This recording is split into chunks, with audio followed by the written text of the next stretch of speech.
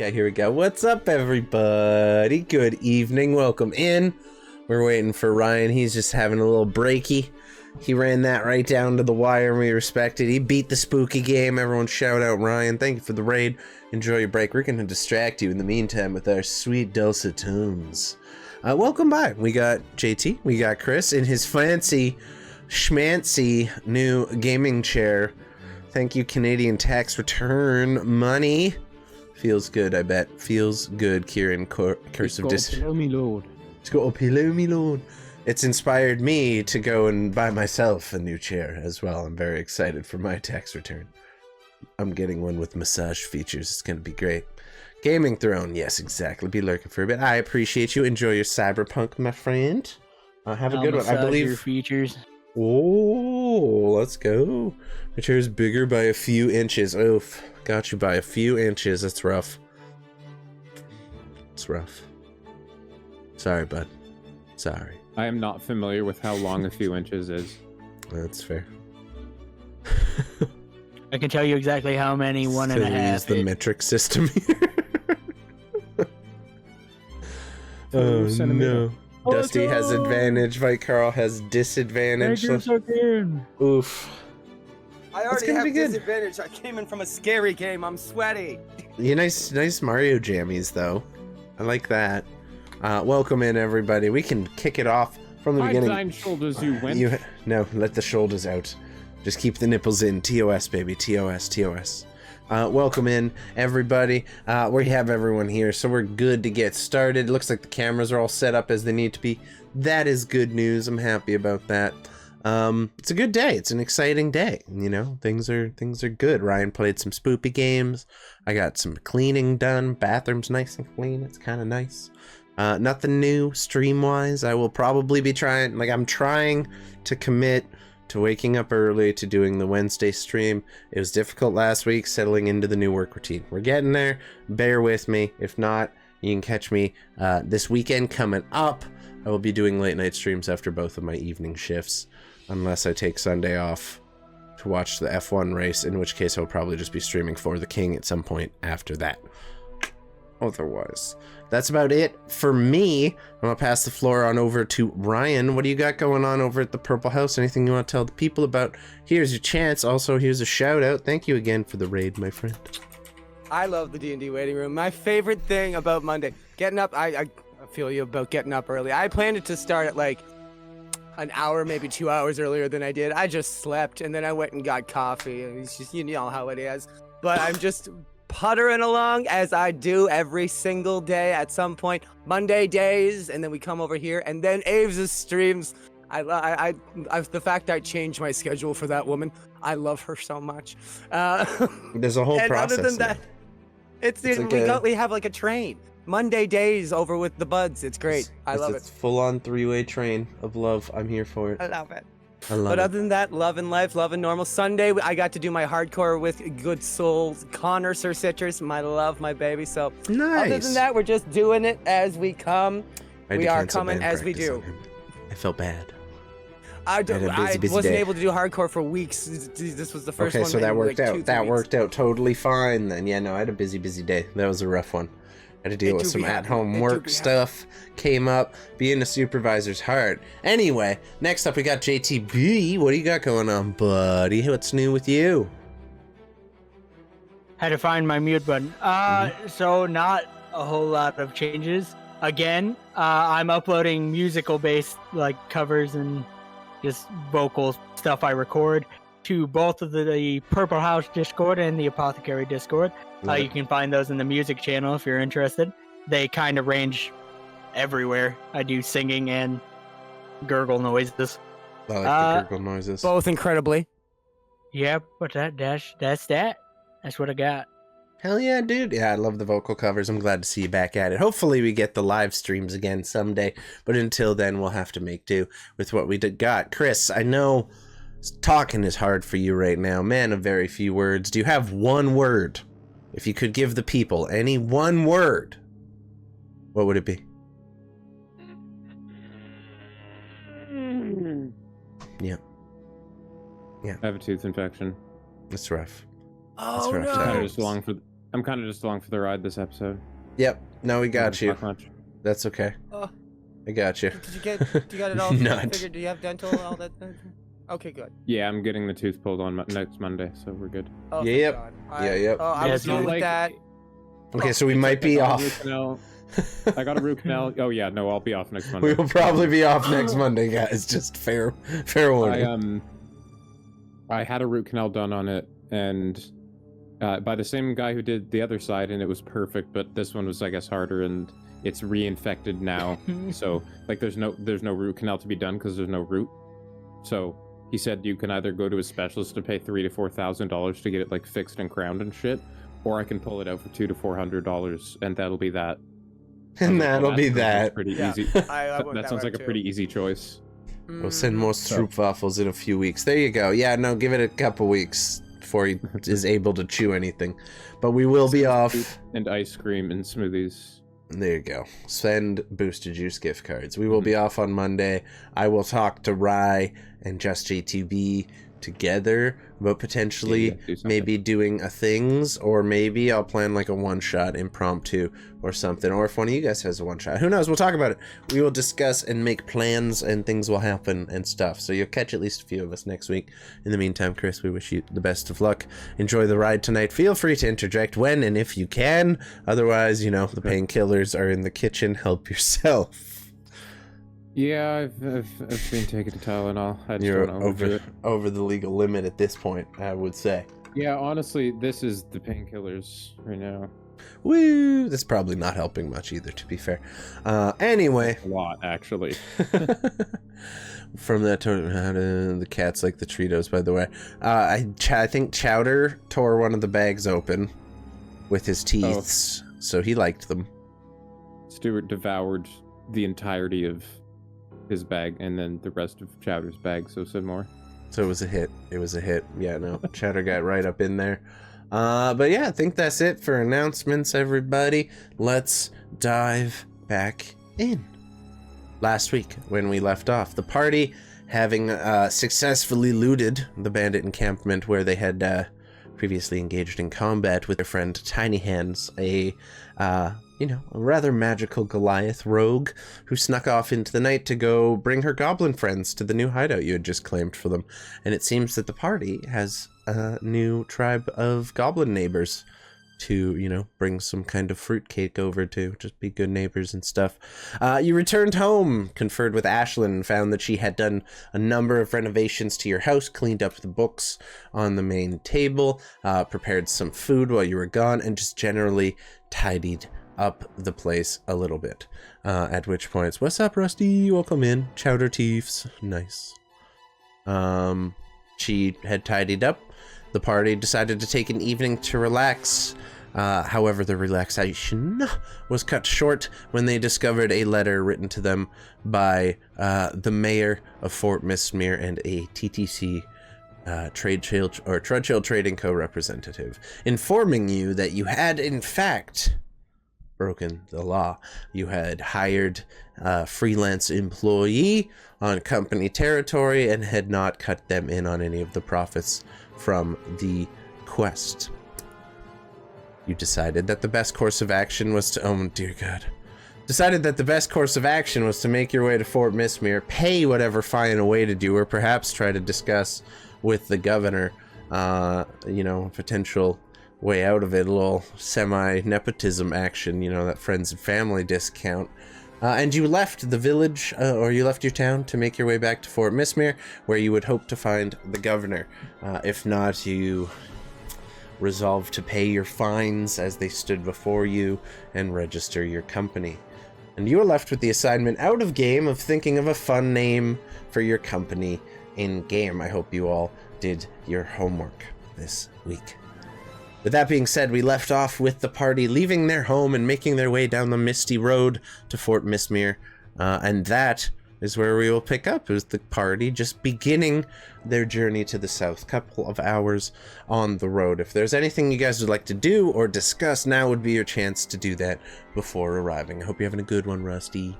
We're half of Restodia. You got that right. Oh, it's weather check. Roll me a D100. Please roll another hurricane. Please roll another hurricane. Do it. Do it. Do it. Do it. Exclamation D100. Oh, is it? Yeah, exclamation D100. There you go. Kieran's got you. Oh, you're so close. Still pretty bad, though. Not ideal. You guys are just begin making your way down the road, and as usual, the clouds are thick in the sky above. The cold winter winds begin blowing in across Rook's Bay, and you notice just a slight presence of snowfall begins as your journey does. And as you carry on down the road, the snow grows heavier and thicker, and the winds grow colder and more frigid. It is a 2-hour journey, so I need 1 Constitution save from all of you. At advantage, because you are in cold weather clothing. We need hurricanes to start. I mean, they can still freeze and get exhaustion, which could easily get them killed in this world, so Redeem really should play Rocky like a hurricane. I'm resistant to cold, am I okay?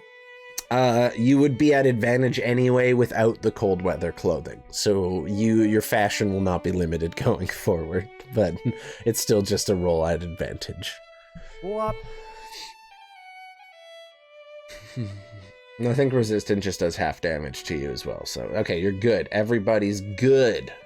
We have saves all around. The weather is cold, but you bundle up nice and warm in the furs and jackets that you've purchased for yourself and make your way along the kind of rumbly, rocky road as the snow kind of just drifts across it, carried with the wind. Snowdrifts begin to form on either side, as your journey goes on. It is pretty cold, but yeah, no, anything you guys want to discuss or do, now's your chance while the snows are falling on your journey. I'm gonna have my armor active while we're going too. Okay. It's for extra protection from the elements. Fair. Looking particularly badass. What up? I'm getting rather tired of the weather being so shit as of late. As he looks up at the clouds. We should get used to it. I Probably. understand. I've lived here for a long time, but holy shit, it's been a whole fucking week stretch of nothing but shitty weather. I'm sorry, you're gonna fit right in Canada. Yep. Yeah. You're already Complain one of about us, hate the buddy. winter. That's all it is. Welcome to 8 the months. family. I already Yeah. hate I the hate winter. I'm basically already fucking dealing with it. God love you. Just Fucking keep lake voting, effect we'll be there snow. soon. We should go see the governor first, though. Yeah, I don't like the idea of paying all that money. It just doesn't seem right. It doesn't feel right. It's immoral is what it is. It would go against my religion. What it is fine, because if it comes down to it, I would really rather not get on the company's bad side. We have a lot of work to do, True. and having them hinder us would be quite bad, I think. I think Well, you're right. If it comes down to Just- it, I'll pay it, so don't worry about it. Just no reason to give him more of a reason to fucking hate us than what will probably happen down the line anyways. Precisely. It's also very true, yes. It's okay. You offered to pay it. It's not good to. Oh God, it's even that kind of bothers me. But you know, the idea of us, we'll have to make this all very official. Us as a group. I mean, This is Yeah. the title. we'll need something to write down, tell people, put on commercials that people will shout in the streets. We're gonna have a theme song someday, but not today. Name No, first. for now we're very rather private. Right. We could go very basic, you know, the Varosia Adventurers Guild, VAG.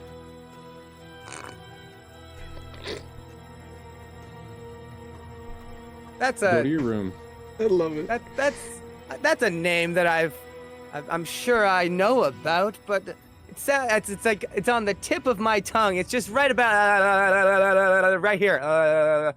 I don't hate that. But what about a Although I name feel that? like Voros is Really very just having broad, trouble putting a finger. In it, on it, around it, circular motions. You go sit in the fucking corner and you think about what you just said, JT. You go right now. And then you're You're still sitting there. and you fucking come go. back. When This you is come like a back, joke you to have you. more of those. He's asking you to go workshop more of these. That's what we're asking you to do, you see. Go think about more sexy names. What about a name that's really... I am the guy that came up with a fucking fully autonomous pirate. So I'm a big fan of that one. That one, I tell people about that one. A name that describes us more. You know, that's kind of what I'm thinking. A name that, I don't know, something that it involves us three specifically. You know, we have other members, but they're superfluous. We're the core three. like You looks know, at we his could hand. name it off. We could name it after Soul. That's true. Just thought. There's an idea. The Morderis Adventuring Guild, I guess, or something like that. It would feel good to pay homage to him in some way. I'm just not very creative. The Morderis Angels. That's a nice ring Like to Carl it. just kind of turns to you slowly.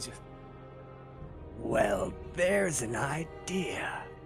It has gravitas. It has a name behind it that makes it, that it instills confidence. It makes people think that we're going to fix everything. The Morderis Angels. I like that one. It has some. I was also just thinking about it. We could call ourselves the Claw and Cogs. You know, he pulls his claws out of his hand and Oh, then he that's- points at your arm. Clever. I mean, it sums us up. I got claws Plus- sometimes too, both literally and Yes, you do. figuratively. I'm a bitch. As does Violet. Of course!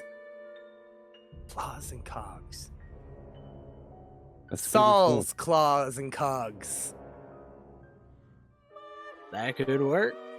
The SCC.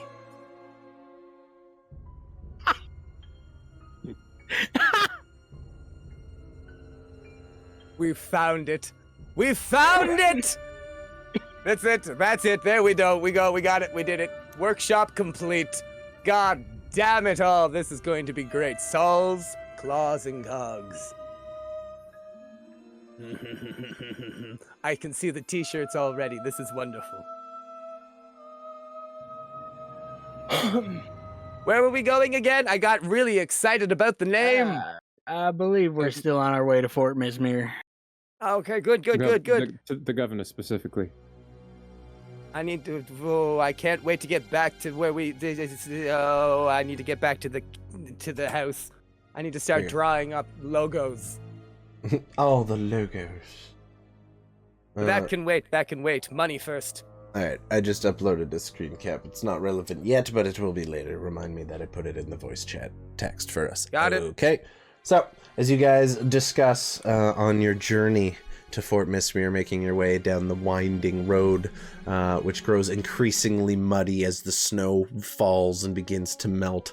It's not the coldest day, so it has not been the, the cleanest of winters, so to speak. The road is muddy and kind of sinks in at places. It's a little hard to trudge down, but eventually, after probably the 2.5 hour mark, you see the ever familiar walls of Fort Mistmere beginning to poke out of the mist ahead of you, and in another 20 minutes, you find yourself before its great wooden gates, which currently stand open. It is broad daylight. Hey, Mystics with the raid! Thank you so much. I appreciate you. Mystics, whoa! Let's go. Let's shout out for Mystic. Thank you so much. Appreciate that. You arrive at the large gates. You see them open before you. The guards standing at ease by this point. They've begun to recognize you. You guys are pretty regular travelers at this point through the fort. And they kind of nod as you make your way in. It seems that things are good today, and security is kind of low at the moment. You make your way into the town. What do you want to do? I'm gonna turn to the lads first. All right, I thought about it a little bit more. I know we're pretty set on the name, but what if we just called it Sal's United Claws and Cogs?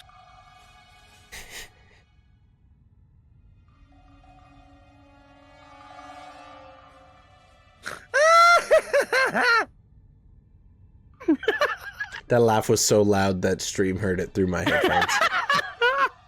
I watched the fucking... Chris is gone. He's out of here. He's had enough.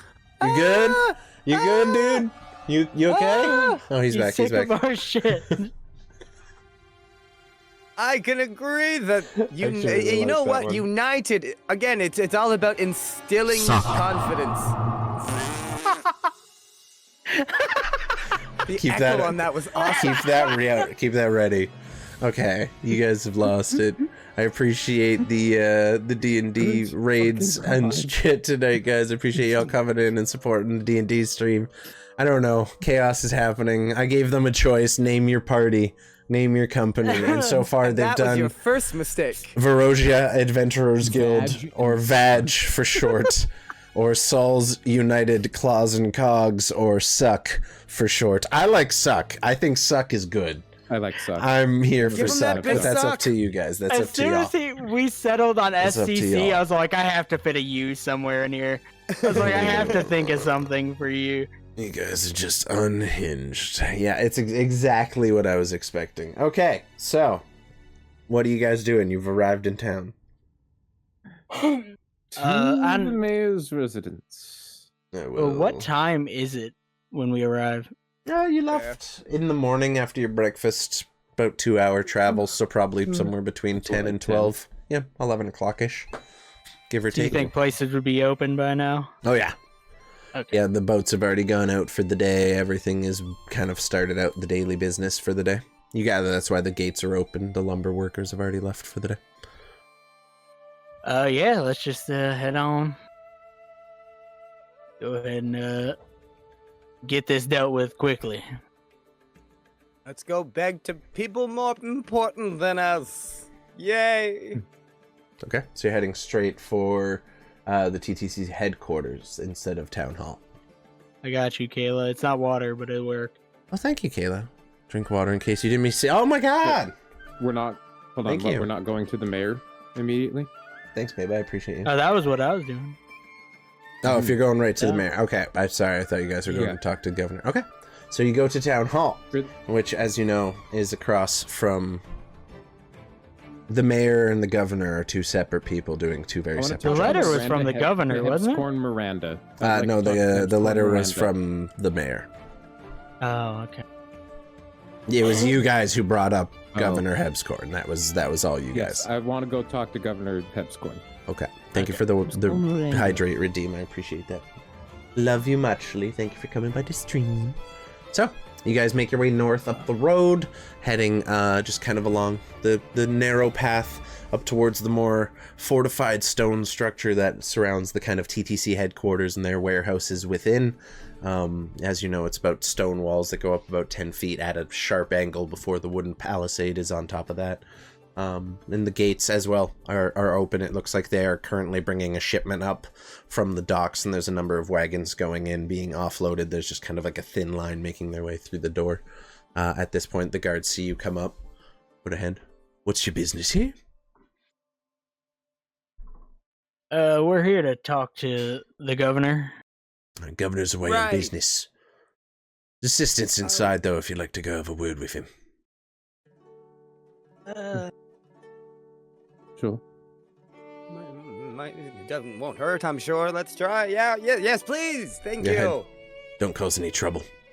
He just kind of steps to the side. It's a bit of a narrow squeeze between a wagon that's kind of just in the line and another one that's making its way out, but you manage to squeeze through and make your way into the larger TTC building there where you once met the governor, and you go in and find a young man you've briefly met before the first time you came in here. It's the governor's assistant, Horatio Broderick.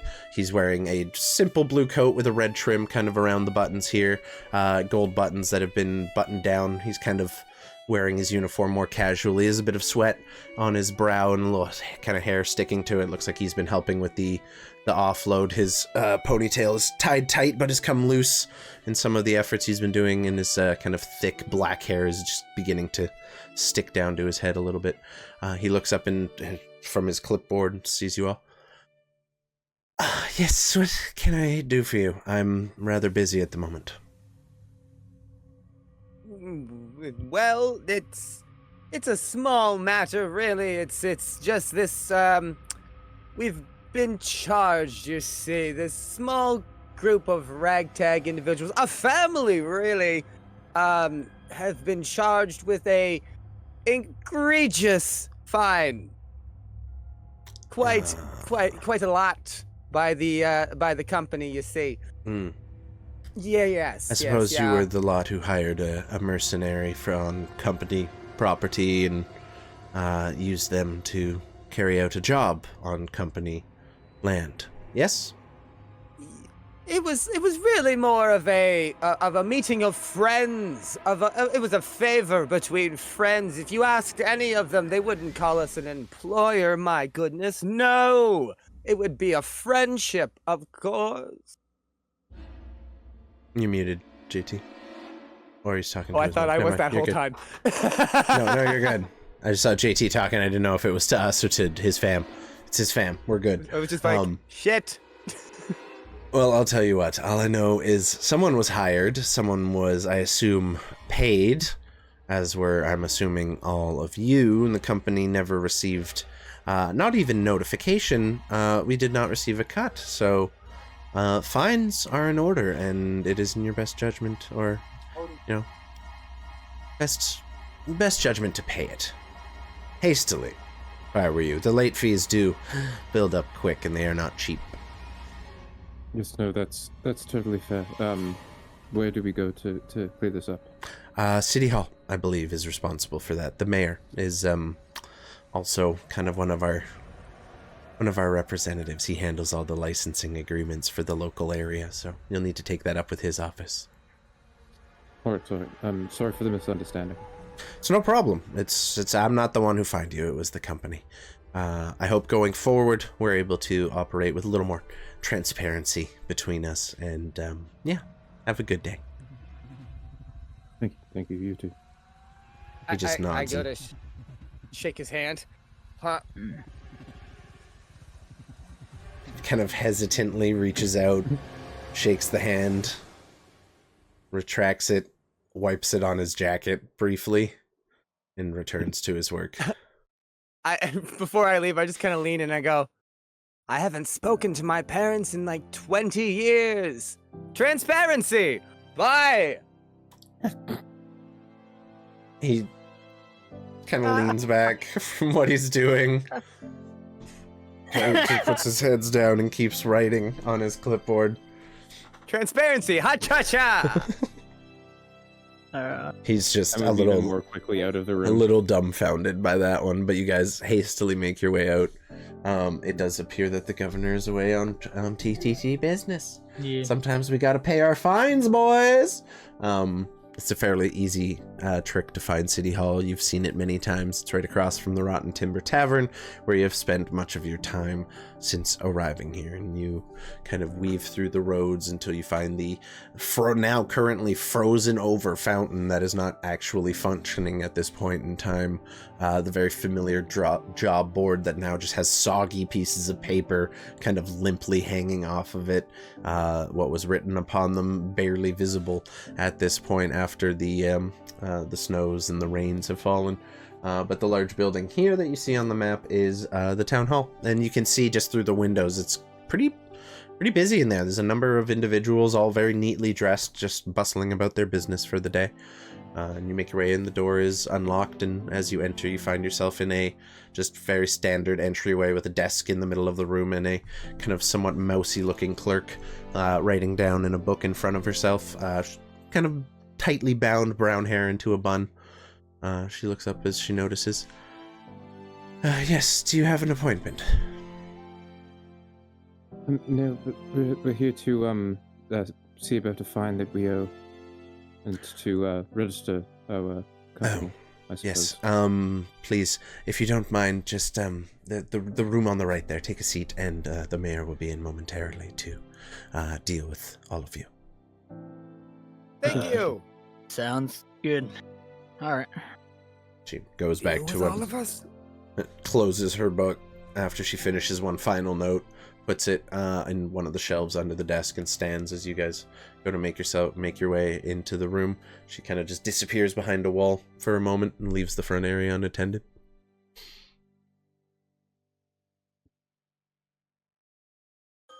I'm gonna scoot on into that room. Fair enough. Yeah, you're gonna have that. I saw For Vite Carl. just a second, I saw that. Carl looks behind him, stops, and then he just slaps himself on the wrist and keeps walking. Fair. Okay. You guys make your way into what appears to be a very simple meeting room. There's a long wooden table with 3 chairs on either side, facing each other, and a very simple kind of just candle display in the middle with 3 candles that have all been lit seemingly earlier in the day and have already burned down a substantial bit. There's a little light coming in through the windows, what little bit of the kind of dim gray that you're getting so used to here on Verosia is allowed to creep through. Then you sit at the table with your back to the windows and wait. And wait. And wait. You see this light outside and the beams coming through the window slowly just shifting across the room as the time goes on and on and on. And you figure it's probably about mid-afternoon by the time you hear... Well, not mid-afternoon, like 2 o'clock. They probably kept you waiting a good 2-3 hours at that point. If there's anything you'd like to do or discuss in that time, feel free, but it feels like you're very much getting the corporate treatment. Gonna shower, don't kill Vite Carl. No promises, babe. Have a good shower. Love you. Yeah. There, cancels out your disadvantage from... I'm gonna need it, thank you. But after the time goes by, you finally hear the handle begin to jiggle, and this kind of squirrely old man comes in with his coat kind of tightly bound up around his shoulders. His head's kind of hunched, and there's a bit of a curve to his spine. He makes his way over, his hands just kind of simply crossed in just over his stomach. Yes, hello, I believe you owe us a bit of a fine, and are seeking to license your business. I am Tanis Duster, the mayor of this here city and a representative of the T.T.C. here in Fort Mistmere. I handle all business licensing agreements, and I understand that is why you are here today. Yes. My name is Xechas. This is Dusty and Vite Coral. It's nice to meet you. It's a pleasure. I understand you lot are the bunch who've moved into the old Morderas estate. Yes. Indeed. Quite an interesting place, that many secrets that we've been trying to understand for some time. Do tell me, have you solved the mystery of the power? Well, we're still more or less working on it, but got some of the kinks worked out. Ah, you don't say. Well, yes. Master It's a Morderas. fascinating system. He was a true master of his craft. Many of the advancements you see around town here were crafted by his very hand. The very lighting that keeps the mists mostly at bay, it was mostly installed by him and his team. So, it's quite impressive he managed to confine the technology to such a small space as your home north of here. I know it was quite the project when he began here, and my understanding is he did much of the work up there by himself. So, you are walking in the footsteps of genius, it seems. And we do hope to continue that legacy of helping this city. Good. I'm glad to hear that. So I do understand there is a bit of a fine, and I understand there's also a bit of a late fee, as you are 2 days late after receiving the letter at your place of residence. So there will be an additional fee for a total of 130 gold pieces. This, of course, includes the licensing fee you would need to pay to properly license your company, which is 50 gold. So the fine itself is a mere 50 gold plus an additional 15 for each day that you were not present. Gotcha. All right. I do ask, would you take goods that would be worth actually a fair bit more than that? Or is it gold only? Well, as you understand, we do have a substantial buildup of goods. We are, of course, the Churchill Trading Company. Goods are our business. You'd have to offer us something fairly substantial. So gold is, yes, preferred. But I understand you are. I do have a large onyx and some gold rings in a chain. That would be. Simple jewelry is a paltry thing. We would take furs, large amounts of lumber and the like. Any our trade goods we deal more exclusively, and we are not jewelers per se. That being said, if you're short on the gold, or as most people are hesitant to part with it, we do offer a little bit of a deal to budding companies here, in an attempt to bridge the gap between the Churchill Trading Co. and would-be enterprises here on the island.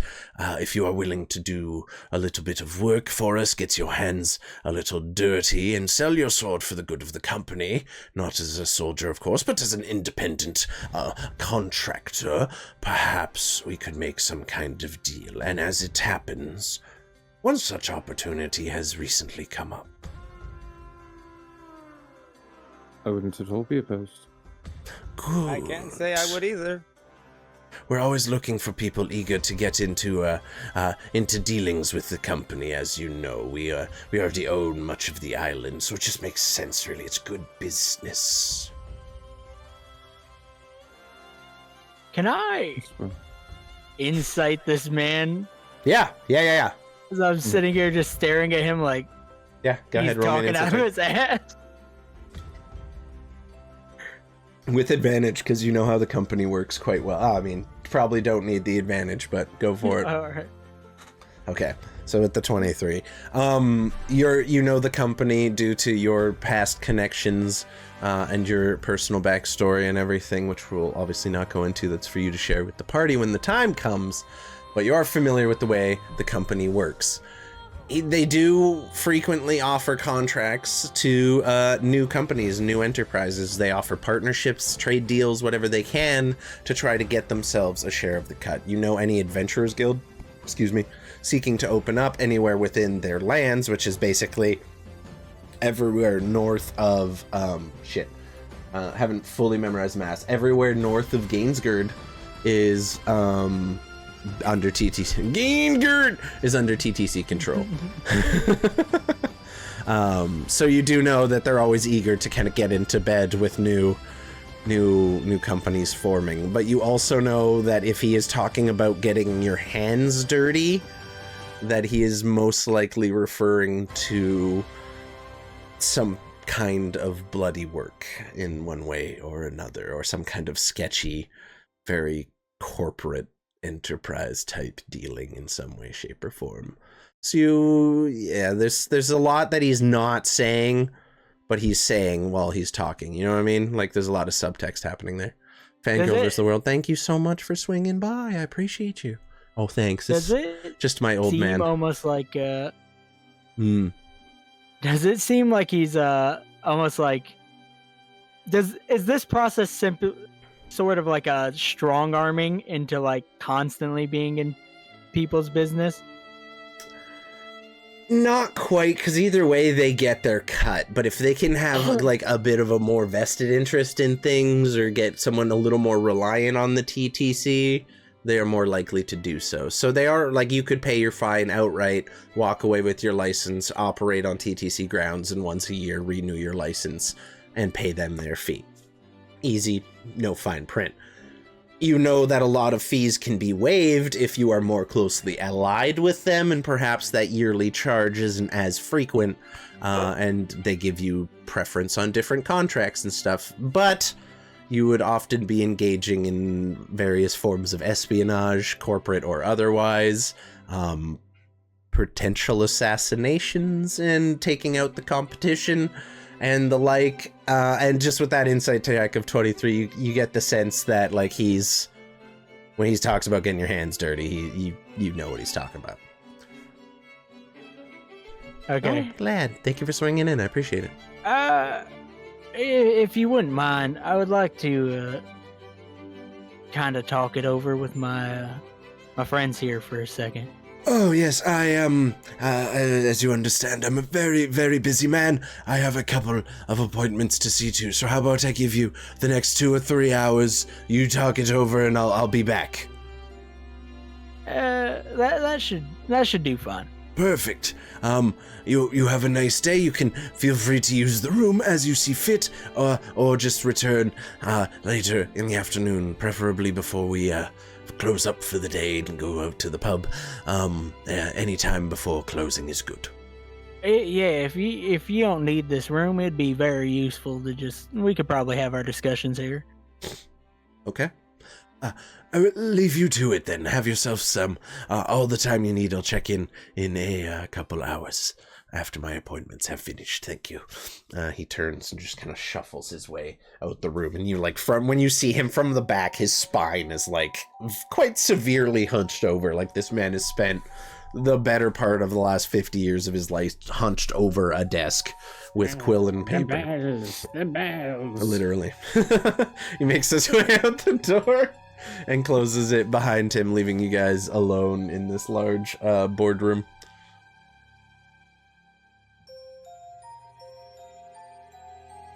One second, dogs. Hey, I want to hear the dogs, dude. Little puppies. Oh, I thought he was saying 1 second dogs, like DAWGS. One second dogs. 1 second, dogs. Wait up. Before we start talking, I want to search the room for any hidden surveillance devices. Roll me an investigation or arcana check, please. Okay, I'll do investigation first because I have plans for if I No, just one or the other. find anything. Fair enough. Oh, 24. Okay. You search around, don't kind of run your hands under the table, looking under the table, seeking any kind of potential enchantment, and you find none. With that check, you gather the room is extremely, extremely secure. Okay, Oh, feel good about that then. I was gonna say that's a Wonderful. very good idea. Yes, So- there's nothing here that is listening and watching us. I've seen how the company works quite often, and the things he's offering, while they would give us an in, obviously the closer we are to the company, the easier it might be to get information just the same. Bubby in the background. Cat loves to nice. I don't know where my cat is. He's around. Probably sleeping on my bed somewhere. But he's just having a field day. It's over all there, good. It's dude. all good. We know you have dogs. We accept this. But That's my cat. I've seen them. They've done things like this with new businesses before. This kind of work, the stuff he's possibly gonna offer us, we're looking at shit like espionage, possible assassination, just real dirty work Oh, for this place. Which, if we get, it would help us get closer, and being closer could help. We could waive fines, things like that, depending on how close we get to this.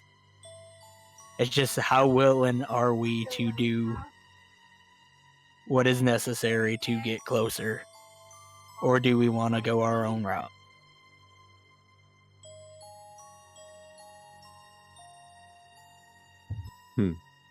They did say independent contractor. That's good. Means we can kind of still do our own thing, but I'll Wait, admit, said it though. exactly. It seems a little shady. I'm the type, looking at both of you, that won't feel that bad if there's money involved. And as long as, truth be told, as long as you two and the purple thing in your backpack stay alive and the pregnant one back home, as long as we all stay alive, I'm pretty happy. So I'm okay with it. I'm gonna be real. It saves us money. We might have to do something shitty, but I won't mind. And if it comes down to it, if you all need to turn around and close your eyes for a specific part to let the big bad bear do something, so be it. I've There's done. more that we can discuss, I think, at home, but Right. I think that it would be a good idea to get in. I will say one thing that I know about this place is that it's not gonna end here. We can choose to just, work with them as we do. Obviously, the more we cooperate, the easier it might be to get close. However, one thing to keep in mind is they will try to make us reliant on them. Seen them do it before. I've heard the stories. The more we have to rely on them, the more anyone has to rely on them, the more power they're going to have.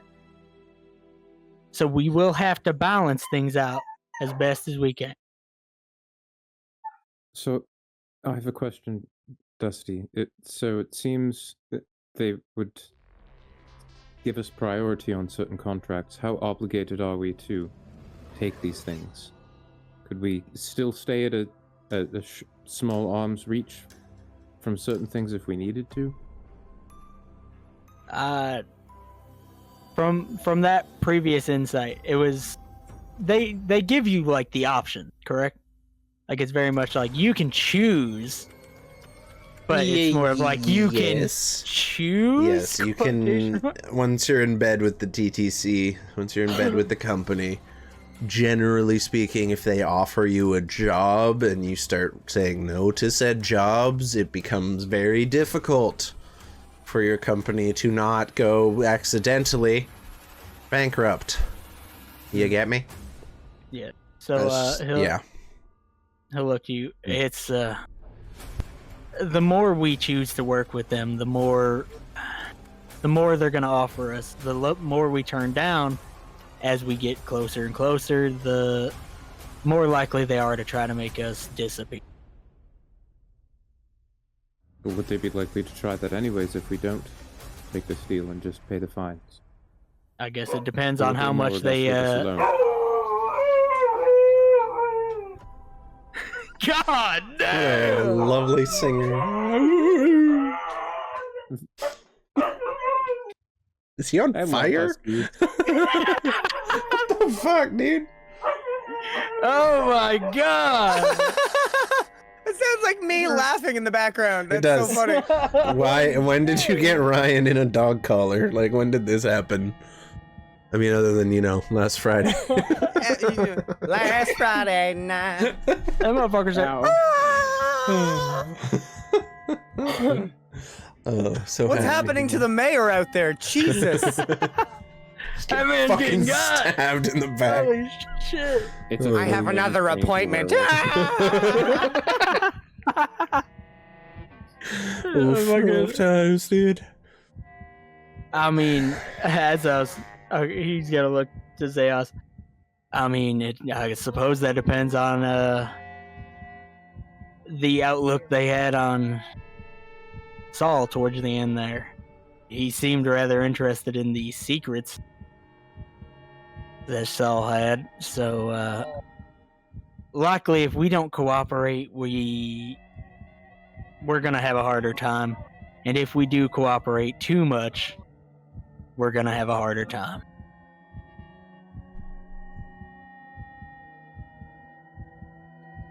Yes, perhaps it might be more wise to just pay the fees, and if they approach us with jobs, maybe take the first few that they come with to build I some mean, quick trust. I agree. We could turn this down, say like we're just gonna pay the fees. However, we're not opposed to working with you. It's just we're a little hands full currently. Yes, that's actually. We that do would have make a sense. house to, we got some projects we're working on. True. And that would be a bit of a power move, truth be told. All right, I'm on board with Plus- that.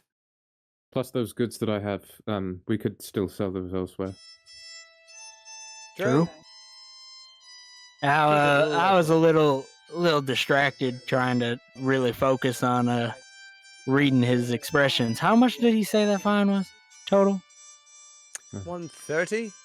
Mhm. Yes, that's fine. It's a lot. Alright. Oh. You are a beautiful, beautiful metal man. I hope you know that, Xechas, and I will repay you. It won't be financially, but it will be with something that almost as good, I promise you. Well, No. If there is anything I will. Don't you point up at me. You don't get to point up at me. I point down at you. I point down at Wall you, break. motherfucker. I cast fourth wall break at third level. All right. There's at the DM in the corner, points. No. Oh, God. I'm pointing at you, There is God! one thing that I'll ever need help with. It's gathering magical components for crafting things, but Oh. we can get there when we get there. Here. Yeah, I suppose we just gotta wait for him to come back, kind of explain it. We'll be waiting here for hours. God, we will indeed. As you guys sit and have this discussion and wait, the light from the window continues to just slowly move across the room as the candles burn lower and lower. And as the day nears its end, and you feel you have all but wasted an entire day here in Fort Mistmere, the town hall, the door once again opens and the same old man makes his way in. His hair a little more disheveled than before. His just like a little bags under the eyes at this point. Looks like he's had a bit of a long afternoon. Oh, yes. Have you decided what it is you'd like to do? Small bit of business with the company in exchange for a small fee. Your choice. We are. DM, I've long since laid out the 130 gold in 13 stacks of 10. Oh, it is laid out in 2 5s and a 3 on the top of that. Fair enough. I suppose that. Oh yes. We have a lot that we're currently working on with the place. You know, it's old. It's been kind of disrepaired. We've been working on it slowly. We had some run-ins with some people trying to steal things. We're just kind of taking on a lot currently, so we're not opposed to jobs in the future if you ever have some stuff. But right now we're a little shorthand. Well, that is unfortunate. We'll have to send in a more direct group to handle things, whereas perhaps if you had gone, things might have come to a more reasonable negotiation. Whereas now, well, we'll handle things the company way. Thank you for your business. Here are the papers you need to fill out. And he just turns around. Where is she? Elizabeth! And the woman wheels in this trolley stacked high with paperwork, like several different stacks, all about a foot tall each. Each of those will need to be signed. They're all copies, signed in triplicate. And of course, by the time that is all done, you may pay your fee, register your company. You need to make sure the name is there at the top. That's the most important part. And we will see to it your license is sent to you in 7 to 20 business days. Perhaps more because of the storm. In that time, you will not be allowed to operate on company lands or company property. Of course, if you were to do a little job for us, as we had discussed, maybe perhaps we could waive that waiting time and see to it the licenses given to you right away. But that's your choice, after all. Have a good day, and just deliver those in the morning once they've all been filled out and everything. Keep your money for now. I want to watch you count it all again. Farewell! And he turns and just makes his way out of the room, and Elizabeth, as you now know her, kind of just pushes this trolley over to the side of the table, bonks into it, the papers spill out onto the table, completely disorganizing in the way. She looks at you, she's like... To stop them from being completely disorganized and like at least you can try. All in a nice wave. You can try. As it crashes and they spill out all over the place, Elizabeth looks at you all and goes, oops, and just leaves the room, closes the door behind her. Do I have to roll anything for that? Yeah, dexterity saving throw, please. Okay, You managed to prevent most of the damage, but there's still fairly disorganized from where it was before. You managed to stop one of the two bigger stacks from completely falling under, but the one on the bottom shelf, like the bottom shelf of this, is kind of completely splayed out over the floor and is a little difficult to do. You're going to have to repurpose all of those, and you feel like the cold shoulder arrived very, very quickly the minute you said no to their offer. You get a sense that that's very much how they do business with people who are not open to doing business with them. Mm-hmm. So fun being I don't petty. need to roll insight to gather that. The oops should tell you everything you need to know. White Carl just takes a roughly hewn That piece went of well. wood out of his pocket and a tiny little sharp rock. And there's a lot of squiggles y'all can see on it, but then he just starts writing on the bottom.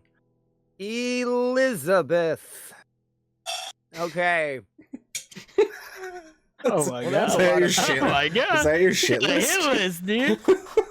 Oh no. We don't need to worry about Kids the names who on were the mean list. to me in school. Elizabeth. I'm gonna do my best to reorganize it all and put it in my bag folding. Easily enough. Tiny Hands is on there, but it's crossed out. Do the pages have numbers on them? Oh, I could be so mean right now and say no, but it's the company. They don't fuck around. So yes, they are numbered Okay. and very Yeah. clearly organized. And apart from one section, 3 of the stacks are identical, and then there's just like one additional bit for the company as a whole that you will need to fill out at some time and drop off. And like he said, you will not be able to operate for at least 4 weeks or until your or 20 days until your license arrives. That's all right. We can survive that long. All right, as I'm shoving glasses in my bag, let's go home. Okay. Are we wanting to just, because we're gonna have to be back here in the morning. You want to just stay the night at the tavern? Fill everything out there? Gonna take all night. No, trust me, it'll only take me a couple hours at most. I love you. Damn. Looking at Dusty, I swear this is the best investment we've ever done. This is incredible. Zayas, you just became the kid who does everybody's homework. Just so you're aware. All right, so we're going to the Rotten Timber. Taxes. We haven't gone to the Rotten Timber in a while. That sounds fun. I guess you Hopefully did. they've forgotten about us. Our business is closed at this point. No.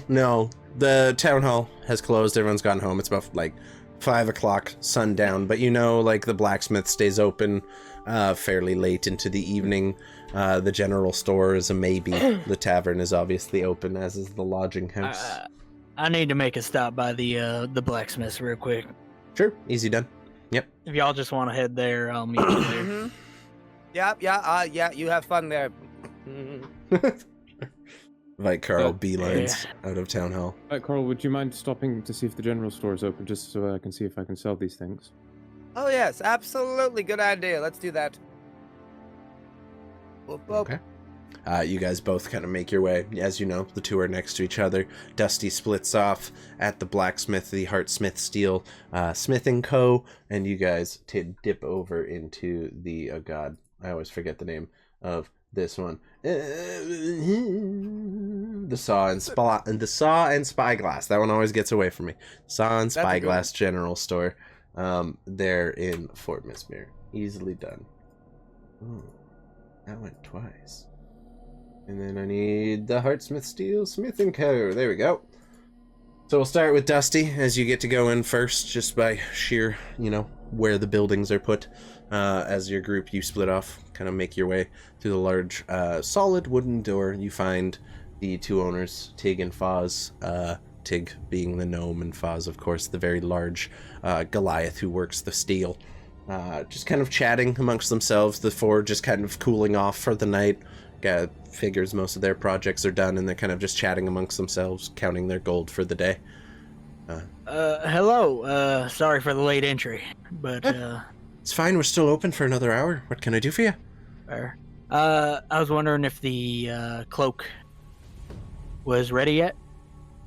You're gonna have to refresh the DM's memory on that one. That was like 4 weeks ago. The big winter wolf Yep. fur. that I gave Yep. him? Wolf fur. Yes. Okay. Yeah. The winter wolf fur you brought in. Just clicked just now that you went there because there's a Goliath there that you could size it on. Yeah, there was a A happy living accident. mannequin. Yeah, it's just in the back. Just give me one moment there. Keep him busy. As you kind of walks there, he's like, try to sell him something else. He goes into the back. Goes into the back. You hear him kind of rummaging through some stuff. The Goliath looks at you. He's like, "Want to buy something?" You got any rifles in? No. Got any steel balls? I make some. Take like 10. All right. He goes over to the forge, just like already cooling off. He realizes that he's been like shut the stove off for the day. He's like the kitchen has to turn the oven back on kind of deal. He's like starts pumping the fucking billows and getting it all fucking heated back up. What's up, babe? Welcome back in. Laughing hurt. Stop it. He just finds a piece of wrought iron that he was like working with before. Kind of like sections it out a little bit. He hits heating it up and then just breaks pieces off on the anvil till they're all about equal size and begins kind of hammering those down into the very rough formed musket balls that you have been kind of accustomed to using at this point. Just like the bare minimum, barely functional. And it takes him a good while at that point, but after about an hour, you probably have all the musket balls you need. Another 10. As that's going on, Tig brings out the cloak, which you now see has been fashioned into like where the wolf head kind of sits right on top of the skull, and then kind of flows down the back, but drapes a little bit over the front of the shoulders as well, to provide like a good amount of shelter from the wind and comfort. It is about a foot too long for you, give or take, is dragging on the ground behind you, but it is large, it is heavy, and it is very, very warm. Welcome in, Stormy, as well. Also, let's do a shout out for Kayla. Hope you had a good day. That turned out pretty great, from what I see. Honestly, it's not my best work, but it's the first time I've ever used anything like it, so, hey, you know, we all start somewhere. Looks fantastic to me. Call me Tig the leather worker. I see you got my husband busy at work. Yeah, he asked if I wanted anything, so I can always use more bullets. Quite the salesman, isn't he? I believe you paid for the jacket already, right? Yeah. Good. I paid him. I Patrick Rusty could not remember that. I guess for the 10 musket balls, it'll just be about, you know, you paid a lot for the jacket, just take them on the house. It was scrap metal anyway. Fair enough. Appreciated. Yep. After about an hour of waiting, the Goliath comes over and just hands you this bag full of still semi-warm iron musket balls. There you go. Thank you. Goes over and says to Tig on his way back, got him to buy something. He makes his way into the back. Tig's like, have a nice night. You can give away for free. You too. He's gonna start heading towards Ron Timber. Okay. While you are waiting for all that to happen, the rest of the party makes their way over to the Saw and Spyglass, where you find Emmy Saltwood, the small, I believe Verdan, if I'm not mistaken. Yep, small green-skinned Verdan. Makes her way and she's like, oh, hi. Long time no see, how are you? You're doing So quite far, well, thank so you. good. Good. What do you need? We're just about to close up for the night. Well, my Well, wonderful friend here is looking to sell some things, I know, and a couple of trading. He's very, very. He compromises just about everything. He is very easygoing. I love this one. I'm like shaking. I love this one. I do. Well, I'm always looking, you know, for more trade. What do you have to sell? Well, I have these 2 nice onyx and just some jewelry that we liberated from some goblins. Does it smell like They were rather goblins? nasty. No, I cleaned them rather well. Oh, good. Thank you. I appreciate that. I would have taken some off the sale price. Well, let's see it. Put it on the counter. She goes behind the counter, which you now see she only stands about this high on. You hear the sound of a stool dragging across the wooden floor, and she hops up on it. Kind of just stands there and waits for you to produce all the materials in front of her. Yeah. So I can't remember what all the gold value was on those. You have to refresh my memory. Yeah, so the onyx are worth 50 each, and I have 2 of them, and then I have now 3 rings and a gold necklace. It was 4 in a gold necklace that were worth 100, but I gave what's her name? God damn it. Ashlyn. Ashlyn. Aylin, Arlen, Ashlyn. Pade, Posnip. I gave her husband's wedding ring. Okay, so it was 150 before you gave her the wedding ring? 100? Okay, so wedding ring, we'll say, took off 15. So that one's at 85. Okay. And then the total for the jewels was what again? We have 85 plus... 2. 100? Okay, so 185. She kind of looks them over. Give you 160 for the lot. That sounds totally fair to me. Good. Sweet. Good day. She goes over and produces this small kind of jewelry case with a glass display that she keeps under the desk, opens it up, slots the rings into the slots on it, and kind of puts the necklace in an empty piece right in the center and closes it. It's gonna actually look really nice. Perfect.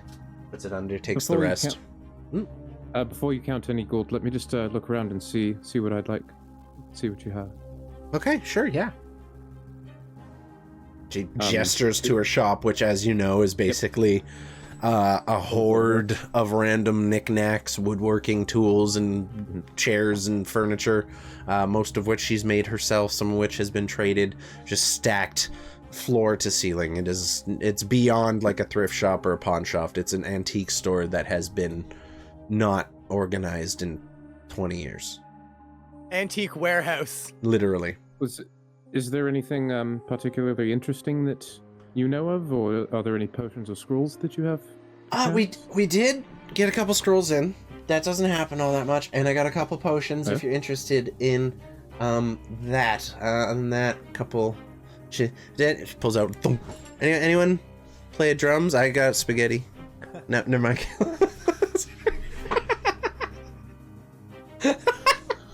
She's got spaghetti. in fucking reflex. Has it? I'm spaghetti. Anyway. She's got drums and spaghetti. If you want. Sorry, I read the And chat. the spaghetti is in the drum. She picks up a drum. Anyone play drums? Oh my god. No? Okay. Puts it back I under. honestly don't know. Grabs. I have no rhythm at all. Grabs a box full of paper that you gather to be scrolls. They're all wrapped up and coiled up. Honestly, other than that and some potions, nothing too interesting, but here you go. Feel free to check it out. Do you happen to know what the scrolls are? Gust, something to do with wind, I think. That one's something to do with running fast or retreating expeditiously. And that one, I'll be honest, I have no fucking clue. I got no idea. No clue. If you'd like, I could help identify what it is. Sure. I'll give you a discount if you do. How about that? Hey, Sure. love that word. Yeah, I'll take that one, and it'll take me 9 minutes or 10 minutes, but I'll cast Identify on it. Okay, you sit there and just begin ritual cast. She's like, oh, okay. I was gonna close up, but that's fine. That's okay. No. That's good. That's good. No, You can sit there for start 10 closing minutes. out. It's fine. Okay, good. Yeah. No, just don't move anywhere. Okay, you go around to begin. She just kind of closing up everything, closing the windows, putting the shutters over, as you know they do here. And by the time Identify has been cast, the entire building is closed up and ready to go, except for the one candle that is still burning next to you on the counter. And you identify it as a scroll of Chaos Bolt. Oh. Mm-hmm. You got a scroll of interesting. Expeditious Retreat, scroll of Chaos Bolt, and a scroll of Gust. And then 2 healing potions available. Well, it's interesting. It's a spell that I'm not quite familiar with. It's called Chaos Bolt. Sounds fun. Does sound fun. Sounds chaotic. Sounds like something you'd like. I quite rather would, I think. Would you... That one's 120 gold pieces, but because you identified it for me, we'll say 110. Just to be nice. Sure, so would you take that and one of the potions on the value of the trade? Sure. One of your Yeah, health potions? yeah, no, that's actually... Yeah, fair deal. Great, I appreciate that. You guys have done plenty of business, what with, you know, the Catman and his sled or whatever. I hope that's worked out for him. Do you ever pick that up, Dusty, by the way?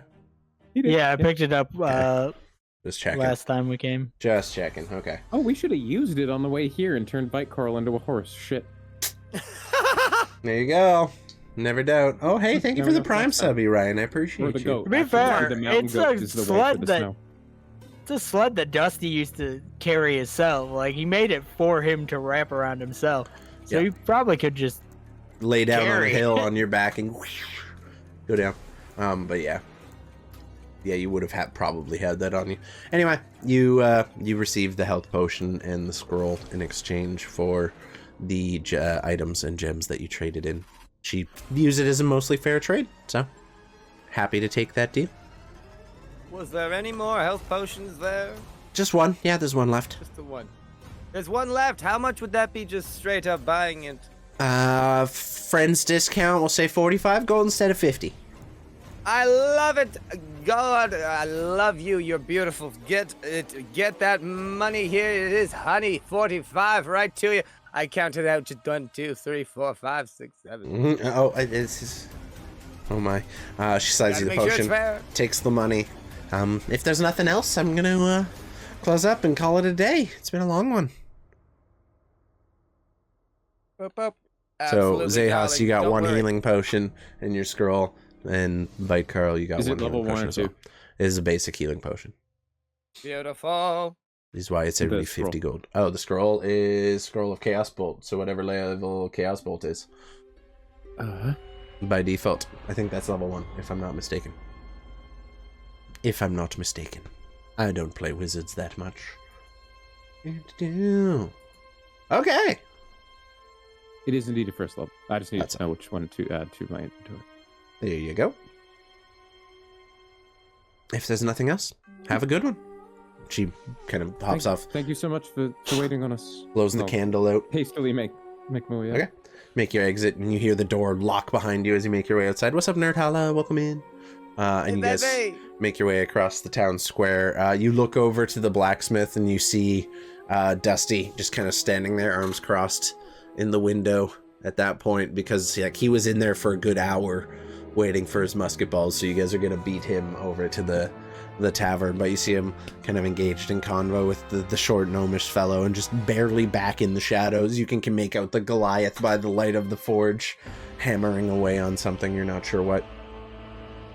That music is intense. That's a little too intense for right now. I just look over at them and the music changes. Just do do do. Do-do-do. It looks like he's still busy there. We'll meet him at the tavern then, I suppose. Who Good would idea. make your way over to the Rotten Timber Tavern? You find it as usual during any evening time here in Fort Mistmere. Rather busy.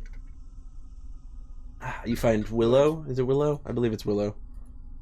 We can slip in without them really noticing us. I know that they don't care for us that much still. But hey, we're on good standing mostly with the company. Now maybe things will start to change here. The perception, general perception, who knows? You make your way into the Rotten Timber Tavern, and you do see Willow, as usual, tending bar. She looks up and sees you, and there's a light smile across her face. Nothing, not like the very flashy smile that you remember, but not quite as cold as you've been getting used to seeing. She seems to be in a good mood. Oh, you're back. Heard you lot got yourself a house up north. Didn't figure I'd be seeing a lot of you. We're making this a legitimate venture, trust me. Good, that makes it easier on me. Welcome to my business. Again. Good to be back. It looks like your usual table's open if you'd like to take a seat. And we'll bring you over some food as per usual. None for you, I remember.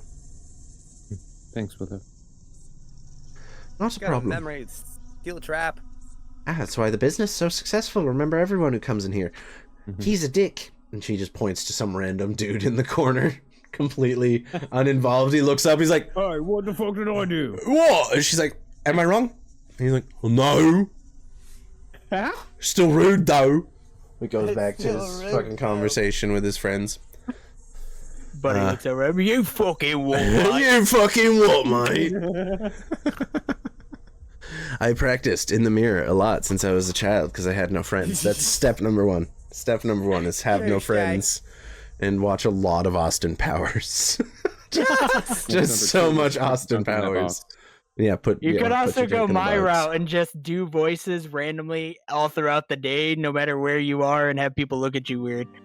I do it all Works the time. out. Also fun. It works out. I also work with kids whom I need to read Fucking bedtime bedtime. stories to, so I practice the voices while I'm There you reading go. stories That's to the how I did it. children's. Yep. Works like a charm.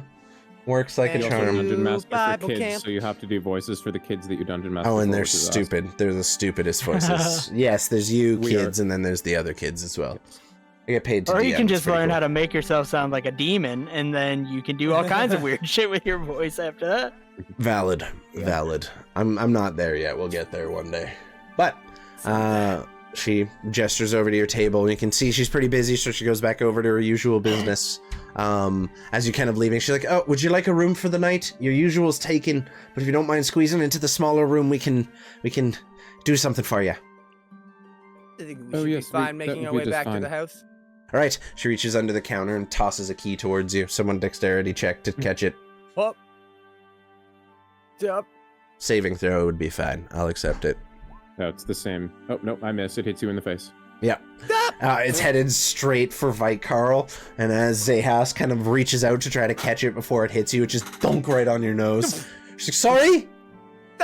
Thought she'd be able to catch Hey. it. Don't you worry. It's fine. First drink's on me. Oh, that's a heavy key. First 2 drinks on me. Okay. No, don't worry. No. Hey, I insist. It's fine. Consider Go ourselves sit. equal from last time. Fair enough. She goes back to her business as you make your way over, kind of rubbing your nose after the key hits it. Ow! Sorry about that. Don't worry. Vales is looking terrified.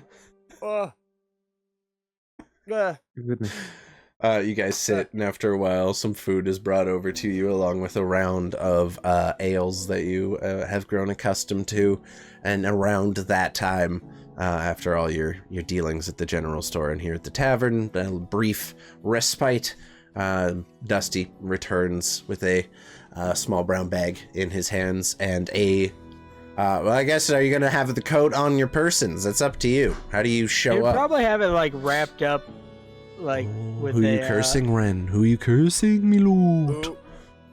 He would almost have it almost just rolled up, kind of like it was a fur, because that's how he's used to carrying shit. Plus, he Fair. wants it to be like less noticeable at first. Okay. She just walks in with a bundle of fur kind of under one arm and a brown baggie kind of wrapped up in the other one. And you see your team kind of sitting in the corner. You receive a more pleasant greeting from Willow than you have in recent days. You can tell she's Hattie? pretty busy. She nods, All right. says hello. Y'all got me an ale, right? Yes, darling. Come on, sit down. Very good. I got something for you. As he walks up to the table, he's gonna slowly Me? unravel the strings that he has it tied up with. Ties the strings out. I believe I owed you a coat. Is that from... Yes, it is. That's the win. Yeah, That's the. that's the big one.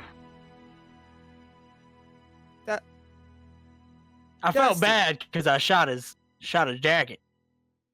I Shoot his we jacket. could have fixed that. It could have been. But, I don't even know what to say. I pick it up and I'm just Thanks, kind man. of holding it to me like a baby. Just this bundle of heavy, thick wolf fur in your hands. Still kind of smells like wolf, mixed with a little bit of tanning. I take off the jacket I'm wearing, and I kind of like put it on the table and put on the nice bright white fur coat. Kind of situate the shoulders so the head's sitting right, and I did tell them to fit it specifically for you, and since one of them's a Goliath, I'm sure they didn't have too much trouble fucking trying to fit it. But I hope it fits all right. Dusty, I don't know what to say. This is, this coat, I'm holding my old one. My parents gave to me shortly before things went south, and I'll be real, wearing it every day has been hard. I got over it, and then not, and then back, and then forth, and I remember them, and I hate it, and then I love it, and I hate it, and then I just kind of throw it on the floor. You freed me from that. You know what? I have another idea. Maybe a little therapeutic. Willow, you mind if we throw something in the fire? As long as it helps it burn, I don't care. Yeah, go for it. It's all natural. He's gonna point to you, point at the jacket, and then motion towards the fire. There you go. You don't need that no more. I ball it up, hold it, and I just walk straight over to the fire. And I'm just gonna stand there for a second.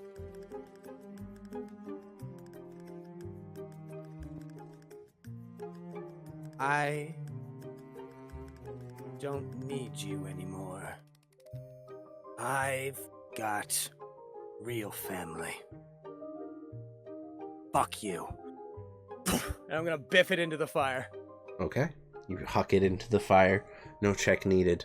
I will say, as you kind of throw the jacket into the flames, and for a second it doesn't burn right away, and you're kind of confused, and then you just realize that you've been out walking in the snow for the better part of a good, while at this point. Is quite wet. So at first all you see is this kind of white smoke trailing off of the jacket, and then as the fur dries in the hot embers, you see them just burst into flame. I need a dexterity saving throw, please, just real quick, because the flames just kick up from the fireplace with disadvantage. Because Ren, I'm trying to make you use that. 9. Okay. And fuck. I mean, it's a good thing you're Goliath and don't have a lot of body hair traditionally, because it would be burnt off at this point. Yeah, you feel as the flames just kick up into your hair. What little eyebrows you had are gone. Vanished. Just completely bald. Not a lick of hair on you at this point. Is the jacket okay? The jacket is okay. You managed to move out of the way just a little. Shit, are you alright? You swear you smell a little burning fur off the jacket, so you quickly pat it down, but it is fine and unscathed as far as you can tell. Therapeutic. Yep. Oh. Apologies, Willow. We didn't expect it to pop. What the fuck was that? Therapy. It's all good now. Well, fucking take your therapy somewhere else next time, alright? Fort God, Mistmere's therapist smells like burning ass in here now. You hit me in the face with a key! And you made my bar smell like ass. Well, more than that law doesn't. She points to a different random dude in the corner, and he looks up, he's like, what the fuck, seriously? Shut the fuck up! Okay, I'm sorry. You're not part of this conversation. She pointed at me, my lord. She's pointing fingers, me lord. She pointing fingers, me lord. I like this bar a lot. I feel obligated to respond, me lord. Oh, jeez. I go sit down at the table and just kind of cinch up the jacket, kind of fluff it off, and this feels right. Looks great. Thank you. It turned out really well. I'm thinking about a logo for us. There's a lot that came through my mind, but would a winter wolf be okay? I think that might kind of work for us. I wouldn't be opposed. I was thinking a winter wolf with an amethyst border that goes in a clockwork cog formation. Oh yes, that would be very cool. A nice mix of the three. Speaking of Amethyst, we should perhaps retreat to the room. You hear from It's your, been I guess, a point in your long backpack. day. You kind of feel like something kind of sharp digging into your back a little from your backpack, and you hear a familiar. Alright. You Yeah, I think gather. I'm gonna retreat. Someone's getting a to the little room. hungry. Okay, you make your way upstairs. This time the key you were given has a number 3 engraved on it. I will pop over onto here. Me loods. Fuck, where is it? That one. As you I'm know, gonna grab all there. the meat that was served to us that we haven't eaten yet. Yes, I mean, yeah. At this point, I assume you guys have been drinking, eating, partaking in a rest, talking, discussing. But you are free to bring some plates up. So, you're in room 3, which, as you know, does still have 2 beds. So, Dusty, you make your way in along with your party and see a room with a bed in either corner, a dresser on the side. No chairs or anywhere to sit or eat, but seems comfortable enough to sit on the floor and do some paperwork if that's what you're interested in doing. By Carl, you make your way up with them. And you good? Oh yeah, I'm just having an emotional moment. That was great. Okay. I was like, damn, dude, you look sad. I'm sorry. Really good. Okay. That made me happy. No more crises for 2025. We've had enough already. No more crises. One sec, I think my basement's on fire this time. Well, at least it's not the attic. There's a 25% tariff on feelings right now. Okay. He said we are currently limiting emotional turmoil. 2 minutes a day. That's Okay. the limit. Okay, so as you guys know, there Drowning is doesn't hurt me. normally there is a house, of course, next to the Rotten Timber Tavern, but I've made it into the upstairs just so we have a visual of what the upstairs looks like. So you're welcome. You guys make your way into the room, kind of gather on the floor. Xechas pulls out this contract that is stacked tall. When you look at it now up close, you realize it is hundreds and hundreds of pages at this point. It is beyond excessive for what you were expecting. Well, looks like I've got the night's work cut out for me. Yeah, I got some work myself. And he's gonna pull the bag off his back, Mhm. lay it on the bed, open the flap, and begin pulling out food. Okay. Begin Easy the enough. feed. Yeah. Alright, girl, it's time. She, I brought all the leftover meat for her as well. I smart. appreciate it. You watch as this getting slightly larger amethyst dragon, though still small enough to fit into a backpack at this time, kind of coils out of the backpack, unwinding its elongated dragon body, and kind of stretching as it does. Its amethyst spines kind of clinking together along its back as it kind of like gets a big cat-like stretch and makes its way over to the food. Looks up today. It gives you like a brush by where it just kind of runs against your leg as you're sitting and goes over the food, and immediately Violet just starts gorging herself on the first meal she's had today. And is just absolutely going to town on everything there. Just this food kind of flying I everywhere. know you really wouldn't like it, but days like these, I almost feel like keeping you in there is rough on you. Might be better off leaving you back home so you can actually be free and roam around. She like goes and kind of nuzzles over to you, and you kind of reach out to pet her as you're saying that. And as you mention leaving her behind, she just takes a bite at your finger. You have her stat block in front of you. Go ahead and roll me a bite attack from Violet, please. Oh no. Okay, I don't think she hits. Actually, Okay, I don't she think snaps at your finger with intent, and that's not something you're used to. She's like a playful nibbler at times, but like she just tried to take a chunk off you. And you gather, just based on her body language and the way she bristled when you say leave her at home, she is not at all interested or willing to part with you at all at this time. Apologies, I know you wouldn't like it, but damn. Well, if that's the plan, then we'll have to leave you there with her. Jeez. Apparently. I just feel bad. Thank you. Her being in that bag, she's eventually going to be too big. It's going to be real hard to hide her at some point. Well, I guess at one point maybe the dragon will come out of the bag. A big event, though. God damn Once it. we The dragon's learn out how of to the make her bag. invisible. Dragons out of the bag. Yeah. That or we're really just gonna have to get used to people watching a dragon walk around. Although I doubt she'll be able to let into the town after some point. Oh no! You know? Oh My no! camera. Oh What's no! up? He turned into Go Wilson back. from Home Improvement. It's Wait. horrible. It's awful. Okay. Quick, Okay. give us Hold up. sage advice. Hold up. We're gonna get you a fucking tripod, my dude. Oh, Alright. there we fucking go. I got it. We need a tripod for you, ASAP. Or you can just use Ryan's Fucking- penis. It's fine. Crushing it out here. you my little itty bitty Let's go. tripod for your You want a little baby baby tripod for your baby camera? Oh, weather check. Thanks, babe. Cutie. Exclamation point D100, please, and thank you. Hurricane.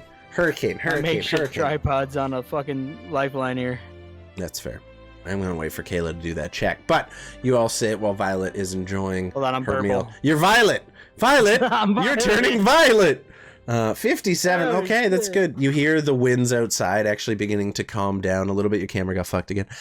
Beginning to calm a little bit. Damn it. It still occasionally whistles through the planks here, but the fire downstairs, kind of beneath Now the these dog's rooms- freaking out too. Yeah, It's a disaster. it's chaos. Everything Everything's is going wrong. chaos. The floor itself is So being fucked warmed up. by the big fire below, and the chimney that runs up along the wall behind you here. So it is fairly decently comfortable at this time, and you guys sit with an absolute mountain of paperwork. So we're gonna consider this a group skill check, because I want everyone to roll some dice. Usually these are to escape traps and deadly things. Today, it's for paperwork, baby. Let's go. How are you all helping move this agonizingly long process of signing 50 bajillion legal documents along? What are you doing to assist? I plan on orchestrating the whole thing as the person who, at the beginning of this process, pulls out an ink bottle, an ink well, and an ink pen, and pour some ink into the ink well. And I'm going to organize this, and I'm going to hand them. I'm going to sign mine and show them on the exact same pages that I'm doing where they need to sign as well. We're going to pass the ink pen down the line. One page at a Toss time. it back on. Okay. It's going to be an assembly line of signatures. Okay, so I'm gonna. Okay, this is good. I'm gonna say roll me an intelligence check to communicate that to your party, because you are not charismatic. So we're gonna have this be just pure intelligence. How well can you organize your team and explain the plan to them? Music making this some intense paperwork. Oh, That's real bad, so I'm going to do this thing. that's fair. The, fair. the knowledge from a past life. Yes. It's not supposed to be a d20. What's it supposed to be, me lord? A d6. Fucking added a whole You rolled a D20 10. to it. Okay, so bare minimum to succeed. That's good. What are the other two of you doing to assist in this paper filling out the assembly line array? How are you helping your party? Help me help you guys. Thank- Come on. As we see it, and just giving signatures, I'm gonna do my best to sleight of hand my fucking signatures on things as necessary. Okay. Just Roll me. any quick writing that very calligraphy-esque. Roll me Sleight of handing. A sleight of hand check as you guys are just blindly signing these papers, just being passed along this assembly line at speed, one at a time. Sign. Okay. Sleight of hand. 17. Okay. You have one hand writing as you're passing pages over, and eventually you get into a rhythm that you just slide a page over, sign it, slide it, then you just kind of have this perpetual motion going at all times. Last but not least, Carl, what are you doing to help the party? Carl is going to go ahead and is gonna take up one of the writing utensils and just string it onto his hand, his finger. He's gonna make it so it stays stuck onto his finger, and then he's going to transform into a giant spider. Sitting on top of the table He will turn into a giant spider, and he's basically going to play secretary, where he's just going to use all 8 of his limbs, just be moving pages back, signed ones back, unsigned ones getting to the boys. And when I need to sign one, I have that one finger that's got the writing utensil written or tied to it. Motherfucker. Okay. All right, I'll allow it. Rule of cool. You do not absorb the pen you tied to your finger when you B-shape, and it remains there I did just go at the end of your spider finger. I'll allow If it. it does Fuck disappear, it. I'll take another pen and tie it to his spider fingers. Why one of not? his spider fingers, seeing the goal. Okay. Fuck. This is All good, right. I love it. You are organizing. This is just a straight up memory challenge to make sure you're putting things in the right places and right things are going with the right documents and everything. So roll me. I will. Oh, fuck. I need a wisdom related check. Oh, shit. I'm just going to say straight wisdom. Roll me a straight wisdom. You're a druid. Love You it. should be good at that. Oh, you think? Okay. It's a bare minimum success. I would also like to point out that you guys have just, by the end of this, completed signing all of your documents. As the chain of signing continues with the spider making sure everything ends up in its right place, all the legs going in different directions, you all have completed signing your documents after about, I'd say probably a good 3.5 hours. At this point, it is just sitting and signing till your arms are sore, your backs are tired, your ass is sore from sitting on the hard wooden floor. And as you put the I last... pulled out my stool. Ah, yes, the stool. As you put the last piece of signed paper down in the stack it needs to be in, you all come to the realization that you all just signed a contract with the T.T.C. without properly reading it. Not one of you read the contract. You just made an assembly line of signing. Congratulations. All right, we can still read it first before we turn it in. I thought you read it. It's all signed. Every Aren't single you the page. reader? Every single fucking I- page. I read where we were supposed to sign. Yes. You read sign here and passed it along. Yes. Which is I- really if the you'd most like that to- you need to find. I'll take 4 hours before I need to take my rest to actually properly read over it, and then if we have any concerns, I do believe that I can fix these pages back up to their original state. It will take some time, but I can do it. All right, We we got just kind of this. scroll to the bottom and hit accept. Just scrolling. I have a I scroll. really thought someone would insight check the contract or something. Nah. Just fucking... No, we just fucking iTunes. Just come on. Just go. Just accept. Whatever. That's all right. You three Okay. get some rest. I'll read over them. All right, darling. It's. I'm so sorry to leave this to you, but honestly, if I tried, my reading skills aren't great. So, yeah. if We grew up with books. if anything looks fishy, just bring it to my attention in the morning. I can kind of look at. I've dealt with them before. I can kind of look into it and see what I think they're really getting at. Sounds good. Okay. I do want to bring up one thing. I know we said maybe we just we pay outright. We do this. 4 weeks is quite the long time to not be able to hunt, chop wood, shit like that. Fix our house. Said 6 to 20 Also- business days, to be fair. It also sounded like whatever job they were planning on offering us is going to happen violently now, and I would maybe like an opportunity to prevent that, so maybe Well- perhaps we do take that offer and play it very, very carefully. I'm very akin to how Vite feels with I've been surviving my whole life. I haven't really. I try to help where I can, but for the most part, I'm willing to do what I deem necessary. I don't know how you feel about it, Xechas, but if they want us to do some questionable things in order for me to get closer to do questionable things to them in return, I might be willing to do so. Yes, and actually about that, who's to say we have to actually do what they tell us? Indeed. True. I've deceived a person here or two. I'm sure I'm not alone in that, but if it comes down to it, if we find out that one of our targets is not necessarily bad, then I wouldn't be opposed to, playing both sides.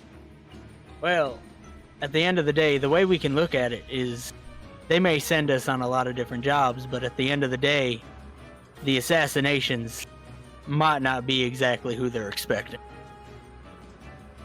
Yes, and also we could try to portray the image that we're not good at that. Perhaps we could Indeed. fail one if they try. Who knows, but it doesn't seem like that would be something they would select us for immediately. Weaponized incompetence. I like this. Yes. Exactly. We can really just play a fool's game. Very Albeit- careful, yes. We do have to. I agree. We do have to be very careful about it. It's going to be a fucking tightrope walk. Yes, but we might not get a better opportunity to get in with who we potentially think has killed Soul. True. And I mean, just anything to get closer and fuck up the mayor and his assistant's day would really make me so damn happy. I have the name is on my list. All right, well, we all agree then. I think that is the best route. Yep. I'm gonna get some rest. Violet, it's time for bed. At this point, you look over and see Violet's just already flat out on the floor after eating her fill, food coma. And as the evening draws to a close, the two of you wind down for sleep. Xechas, you have a little bit more work to do, and a short 4-hour rest ahead of you. So, what is that looking like? What are you doing? I'm gonna read the contract word for word. Roll me an Thing. insight check and an intelligence check, please. There's several hundred pages of contract. Intelligence is just to read it fast enough. Can I investigate it for any nefarious shit? Sure, why not? Do you want Nefarious just check. intelligence? Grammar, Or do you want investigation. Investigation's fine. I'm gonna use my second of my. Mm-hmm.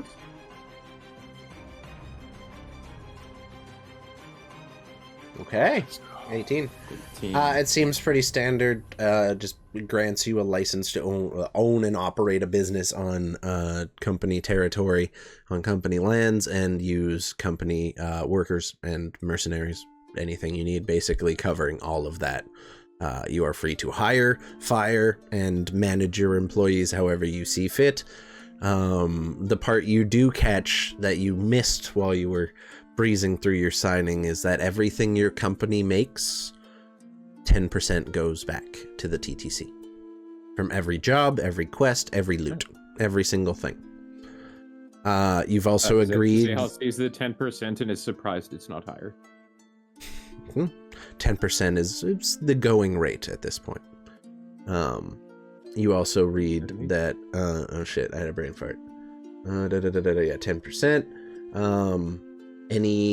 You are granting exclusive rights to the T.T.C. Any jobs you do for any of the independent companies void your contract and make you immediately an enemy of the T.T.C. with a price on your head. Unnegotiable. Other than that, Does it list the independent companies that I am not allowed to work with? it just specifies anywhere Gainsgird or South, basically. Anywhere in the independent territories, like cities that are not TTC run. Oh, I see. If you go and do jobs outside of company territory, you are voiding the contract. It's basically confining you to all of their lands north and stopping you from seeking employment elsewhere. That's fine, but knowing what I know now about how big Voros is, that I don't think that'll be a problem anytime soon. Fair enough. Other than that, seems pretty standard. Above board. The last thing to be filled out is the section where you name the company. Yes. So that I'm. What did going we to settle take, on? Suck. Saul's United Claws and Cogs. Or Cog and Claws. Claws. I like claws and cogs. That has a better ring to it, I would agree. Yeah. Okay, so the SUCC. The suck. I'm gonna take like 15 minutes to calligraphize that on the paperwork. Okay. What is your passive perception? Not great. 10. Okay. You finish your contract, place your back against the wall, and begin your semi-conscious 4-hour meditation. Before I do that, I'm gonna cast alarm on the door. Yeah, no, you did not say that until I made you roll and ask for your passive perception. Okay. That was your last activity before bedtime. Good try. No, as you tuck in for your evening of rest, you wake up the following morning. Seemingly fine. The rest of you all wake up.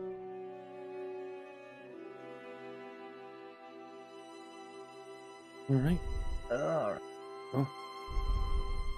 So what was the contract like? Anything evil? Well, not What's up, really. Scorpio? No. Welcome. The only thing is that if we were to do business with independent companies or off company territory, it would void our contract, and we would be wanted with penalty of death, and that's not negotiable. I have a feeling if we get to the point where we can travel far enough to take jobs outside, at that point we're probably already enemies. True. Yeah. We'll be running away. If we try to cross country borders, we'll just keep going. Yes. Mostly it's just the standard things. I tell them all about the hiring and things. And they take a 10% cut of everything we make. Only 10, Which actually it seems bad to me. I'm sorry, say that again. 10% of all the money? Not to be Okay. realistic.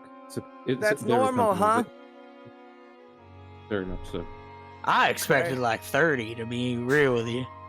That was too nice. 30%. Again, I'm from the woods. There's not really a percentage thing. It doesn't. Oh God. Okay, that's fine. I will trust you that remember, this they is might- normal. These numbers might change if we curry favor with them, as we plan on doing. Okay. Or if we piss them off. They might Okay. increase. So don't. Hell, to be piss them fair, off. prices everywhere will increase for us specifically if we piss them off. Yes. That bad, huh? So that's best not to do that. What the fuck is it? All right. Well, on a merry way then. Yeah, we gotta go turn all this in. And tell them we've become interested in the job, I suppose. Okay. You guys make your way out of your room and downstairs to the Rotten Timber Tavern. Xechas, so you're kind of gathering your belongings, putting everything together. You looking around. You have everything on you. Dusty. Same for you. Hi, Carl.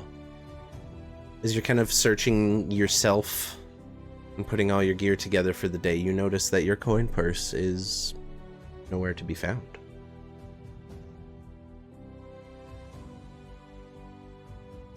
You don't recall having even used it the night before. That's right. After I bought the health potion, that went in my pocket, and I didn't pay for drinks. She hit me in the face with a key. You lose something? Guys, Oh no, I've lost a lot of And money. that is where we will take our break for this evening, everybody, because we're about 2 hours in. So we're going to take a quick 10 minutes, and we'll be back for the last half hour, 40 minutes of the session, as Vite Carl comes to grips with the fact that his money was likely stolen last night while God they were damn sitting it. in the bar. Zehas, God, that's I why bought I that needed potion first. your passive perception. Because you would have been the only one who could notice before Dusty got there. Oh. So... It didn't happen while we were in our room. Okay. No, it didn't matter. That's why I said you didn't have to, or you're not doing alarm, because it was not important or necessary. I just assume you cast that before you go to bed every night anyway. Bedtime. Thank you for coming by. I appreciate you. Thank you for the follow. Catch us every Monday, except next Monday, because Chris probably getting some dental surgery done. But we will be back after a 10-minute break, guys. We're going to run an ad, get Big Daddy Bezos off our back. Don't go nowhere. Hi, We'll Alice. see y'all soon. Hi, Alice. Welcome in. We'll be back in just a few. Bye.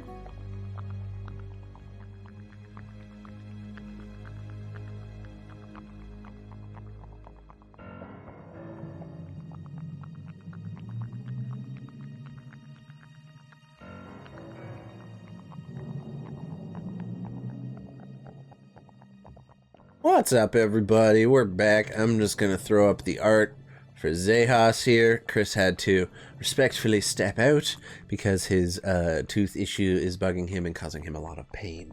So he's gonna lay down for the rest of the night, take it easy. At our own, we told him to. That was our request. We're like, yo, bro, fucking chill. Just vibe for a bit. So he's going to be off for tonight and probably away next week. Keep an eye out for me, Ryan, and Jay. Do you know what we could do next week? I figured it out. I'm purple again. Forewarned. Oh, yeah. True. We always have fun doing spooky adventures in Forewarned. We could also do Devour, because Ryan has that now. We could do a Spooky do Monday Devour. stream. Fucking devour. Fucking Devour, dude. Every time. Anyway, so keep an eye out for Monday. We're going to be doing something fun. We'll discuss. Ooh, We'll plan might have a accordingly. fourth for us if we do Devour. Is that camp? Zach was saying he wanted to play too. So we might just like Oh. open it up. Hell yeah. The one who bought it for me was Nags, so I was thinking Nags. Oh, fuck yeah. Yeah, no, absolutely. If that person bought it for you, 100%. We'll just do I like a love you, cycle. Nags. We'll do like a 4-hour stream and allow people to come in and out, cycle in. Anyway, send all your love to Chris, everybody. He's feeling poopy right now. And we hate it when our friends are feeling poopy. So everyone, you know, shout out Chris. Feel better, buddy. I was dealing with that a couple Feel of weeks ago. better, It ain't fun. Chris. I mean, feeling sick is the worst, dude. It actually sucks dicks. It's Teeth rough. pain, man. It is the Fuck, worst. teeth. I've had a because of my sickness, I've had like post nasal drip Pillow food. for like the Mhm. past month, and it is I constant. know. Fucking I hate it. constant. I'm just sitting The here like, dripping. yeah, it's the worst. It's dripping. fucking horrible, dude. Feel better, Quiz. There you go. I'll pass that along. He's here in spirit. I feel bad for the guy. He's just he's getting beat up, but he's gonna have it dealt with this week. So we will miss Yeah. D&D next week and just do some fun shit instead, and that'll be all good. Life is good in the hood. Anyway, picking up where we left off, Vite Carl came to the realization that at some point during the evening before coming up to their room, his coin purse had been stolen.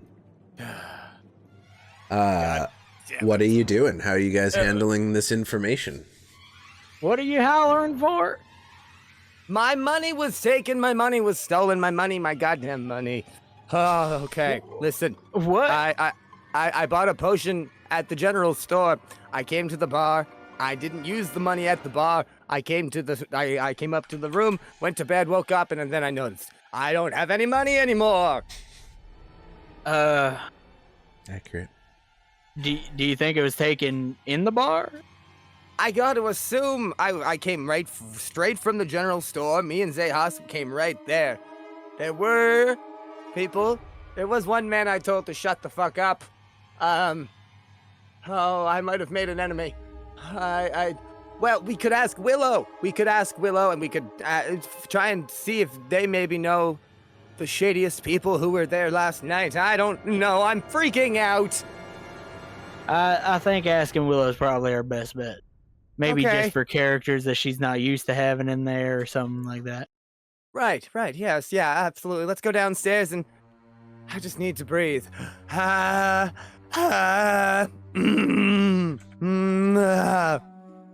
Okay, let's go. Just deep breaths. You'll be all right. Okay. Okay. You guys make your way downstairs. Xechas follows behind you, kind of quietly, just taking up the rear. You guys make your way down. You do find Willow cleaning up the bar. You smell the breakfast beginning to cook behind her in the kitchen by her partner, her husband. And she kind of looks up. Bit of a rowdy night last night, eh? Rowdy indeed. Was there anyone here last night that you don't normally see? I mean, it's difficult to say. It's a port.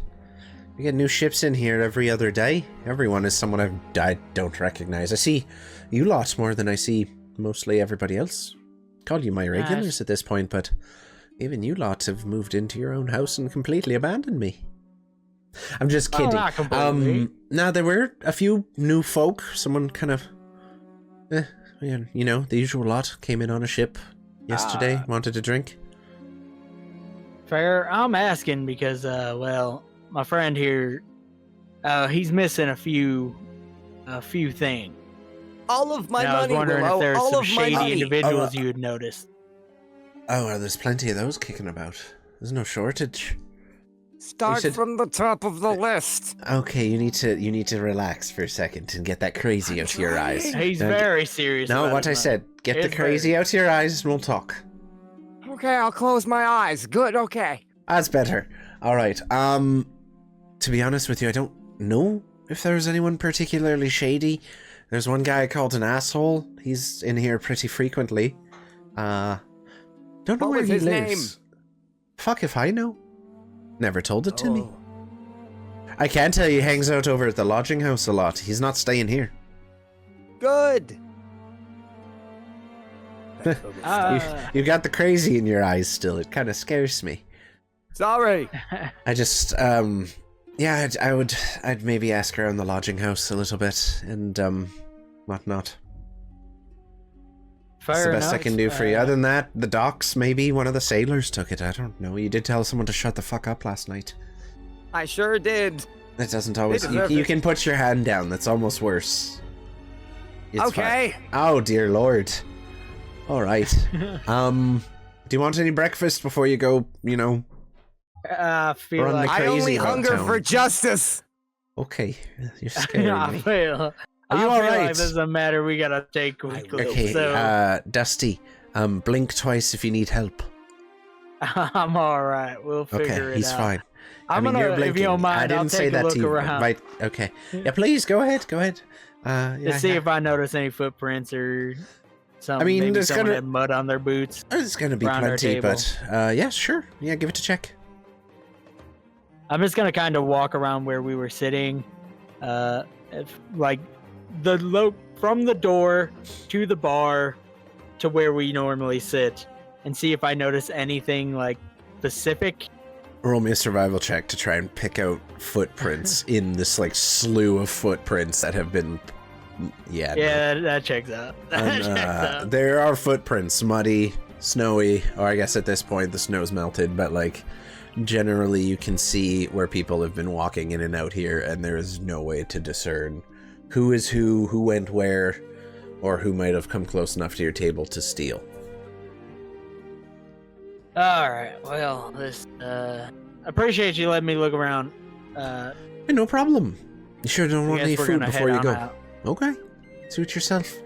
Good luck finding your money, and if you're gonna go around asking questions, perhaps we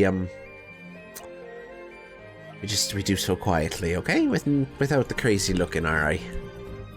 I'll try to keep him rained down. Yeah, it's a good idea. Actually, you know, Maybe you do the do talking. you have any?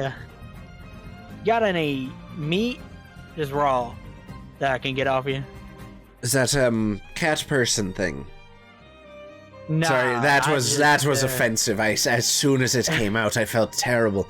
All right, 1 Wow, second. Willow. Not quite. All right, I'm not perfect. She goes over, comes out, just Be better. tosses a raw steak on the bar. We'll call it even. Sorry, you know what? Here, she hands you a bottle of mead as well. All right, he's gonna take the mead, put it in like the side pouch of his backpack. Okay. Take the meat, open the flap, and just drop the meat in, and then close the flap. Okay. Roll me a stealth check for Violet. All right. Unintentional Let me stealth. look She at doesn't her, have a passive stealth stat, I don't think, but Did your bag just Let me burp? look at. She got a +3 to Dex. okay. Yeah, send it. This is how did I don't know how Dex really plays in, but it is the stealth stat, so it's what we're gonna use. 14. Okay.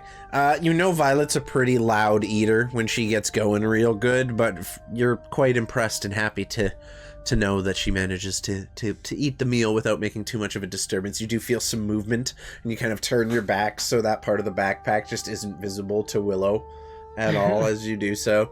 And you gather Violet has enjoyed her meal of raw morning steak. And together, you invite Carl, make your way out of the building, out of the Rotten Timber Tavern and into the town square of Fort Mistmere. Let me just pull up the big map. Oh boy. Now, Okay. I will say, do we want to go turn the paperwork in? Probably just wait on that, right? I think At least we for can. now. Yeah, it shouldn't take too long. I feel like once we say that we're going to be a little more open to the jobs, etc., they might not let us leave until we go and do it. So let's get my money back, please. I'm not just saying Fair that because I enough. really want my money back. Yeah. All right. Let's go to the townhouse first. Right. Xechas, as you guys are leaving, kind of just says, I have some business to attend to. I'll catch up with you later. Right. enough. I'm already out the door. Yeah, we'll Splits off go and you turn in see the him, paperwork later. Just head into the blacksmith for a moment as it's opening up, and you guys go about the rest of your day without Xechas. Shout out, Chris. Feel better, buddy. Feel Yes, better, TBD. I wonder if Chris. me and that bar dude. It might just. Big dick. That big dick. That's what it stands for. Yes. That big dumpy. That big. Ooh. I might be hopping on some dungeon later. Who knows? We'll see. It's between that and Monster Hunter at the moment. I'm kind of locked in. Just JTB, you got advantage Let's go. Thank from you. Cafsom. Thanks, Hey, Cafsom. Appreciate you. So, the I think two I of have you. 2 advantages. Okay. I didn't better use my start- advantage the last time on Survivor. I That should've big used dick it. druid, perhaps it could be. Who knows? Who knows? Unfortunate that I forgot I had advantage to roll. Ah, that's true. That's true. But alas, shit happens. You make your way out of the tavern and towards where you know the lodging house, boarding house to be. Like Carl, you've passed it once before when you first did your initial walkthrough of the town. In the northernmost section before you hit the walls of the Treadhill Trading Co. compound, just kind of nestled against the easternmost tower of the wall is this rundown, almost warehouse-looking building with these windows with black grime just built up over them. It looks pretty nasty. Chris had to step away because he's not feeling well because of his tooth infection, but you can't always give away. We haven't really discussed trading the advantages yet. We have talked about getting a board that someone keeps track of on the stream so we can remember, but I just refund them at the end of every stream anyway, so it doesn't really matter. Everyone really gets to keep their points in the end. Spend liberally. So, you guys kind of stand outside this building. The door is like hanging on the hinges. It's still functional, but it's not pretty. And then there's a thick moss that is kind of just built up along the building. Just this dark green algae almost looking substance. I am going to take my coin purse Mm-hmm. and I am going to put it in the satchel. And I'm Okay. going to say, all right, Violet, you can't eat this. This is money. Specifically, if they try to take it, if anyone puts their hand in here and it doesn't smell like mine, bite them. Yeah. You gather means okay, sure, no problem. He is protecting his fucking coin purse right now. Man is not getting fucking robbed. I Not need to drag today. it from my bag. I'm Any gonna day need but my money to today. spend on these fines. Yeah, fair enough. Fair enough. C'est vrai. I'm gonna just open the door and walk in. Yep, right behind you. Okay. I'm looking down, trying not to show off my eyes. Okay. You open the door as it creaks inward, kind of scraping along the floor as it's kind of hanging awkwardly off the top hinge. You see this has been going on for quite some time, as there is just a groove in the wood from where this door has been dragging over it. It is dimly lit with only like the bare minimum oil burning lanterns kind of in the two corners of the room. On the ground floor, you see a series of benches with ropes tied between the tops that sailors tend to sleep in, literally sitting side by side, holding with the rope holding them up. It is the cheapest form of accommodation you can find anywhere in basically the world, honestly, short of a prison cell. That is one single copper piece. You're familiar with it. Upstairs there are different rooms, all of them bunks. No single rooms or anything flashy here. It smells of old mildew and a bit sweaty sailor. It's not a pleasant scent in here. And what little bit of light can get through the dim, kind of blacked out windows that are just covered in grime, barely cast just this thin beam of light into the dark, dark room. And even that beam is just polluted with little flecks of floating dust that seem to linger ever present in the air. At the front counter, kind of leaning over on one elbow, you see an old man with this strap of white hair going around his entire head, and just kind of fractions leftover hair stuck on top, sticking out in random directions. Yes. Welcome to the boarding house. What can I do for you? We were looking to talk to somebody. Met him at a bar yesterday. He told me to meet him over here. No, you meet plenty of people over at the bars. What was his name? I was too drunk to remember. I'll know his face.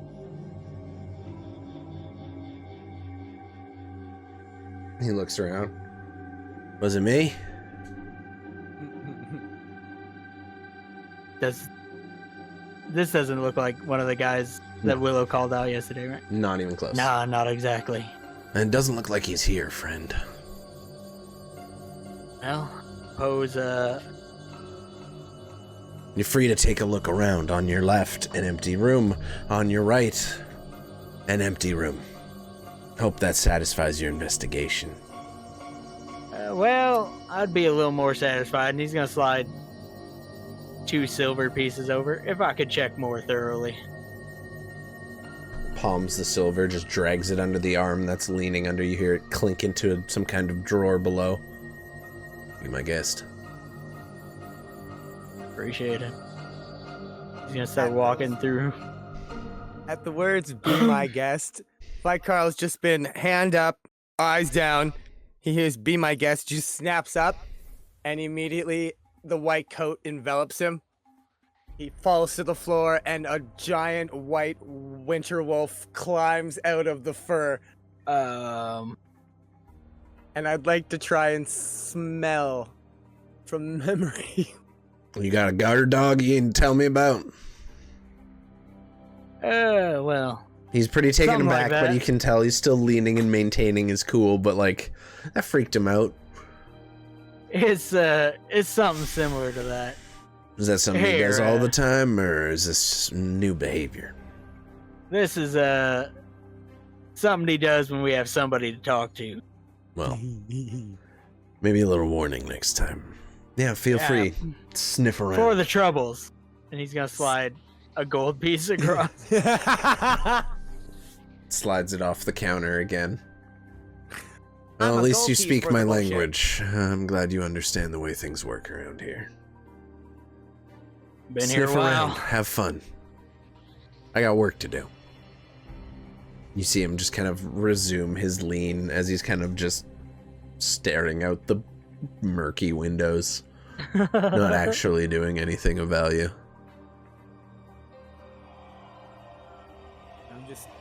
straining my nose and ears.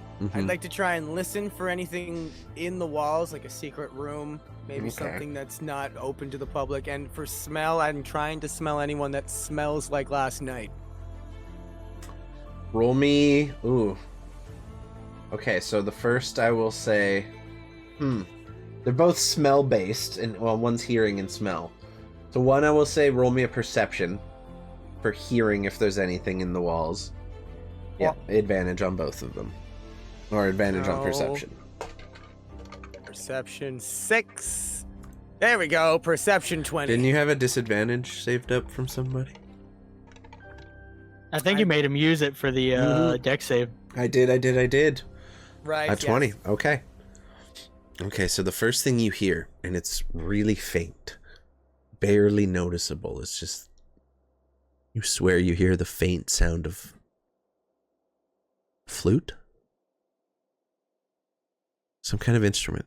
Just barely audible. That's it. Other than that, you hear the creaking of the building in the wind. You hear the waves outside breaking on the stone shore. And just every now and again, this faint whistle of flute coming from somewhere. You're not exactly sure. Oh, and then for the smelling, anyone who smelled last night, roll me a survival check. At advantage, I'd say, because you're still using your sense of smell. I know it says wisdom perception, but Oh, went off at 20. Okay. 16.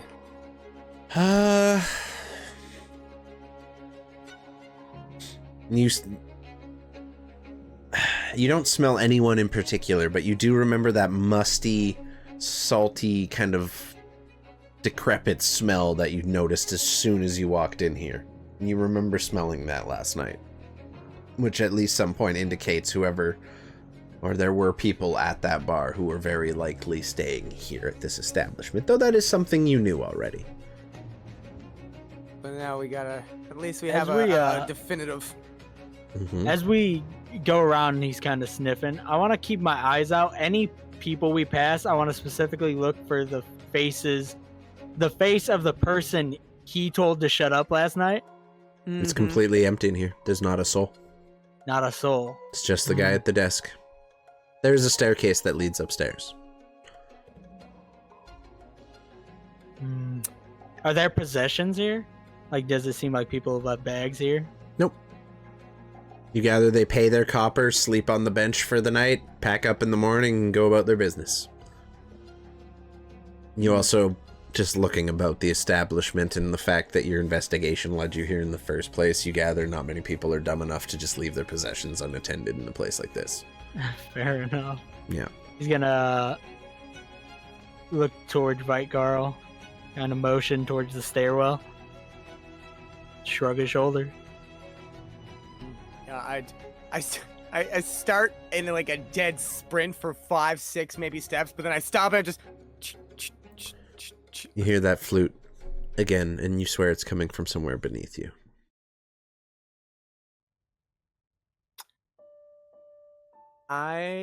Did the stairs go up?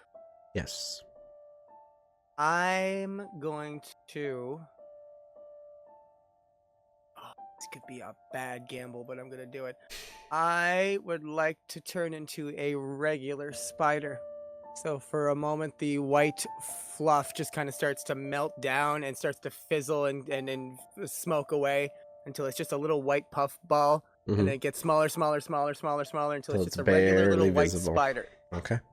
Dusty, as you're gesturing for upstairs, you watch as the wolf just disappears and this tiny spider materializes in its place. And I crawl through the floorboards. I go around and around searching for anywhere a crack in the floorboards. And Roll me an investigation check. Investigation. Come on, you bitch. Yes, thank you. Okay. So you make your way around. You don't find any gaps in the floor per se, but as you kind of come around the back of the counter where the old man is now standing and just kind of flipping through the pages of what looks like some kind of ledger.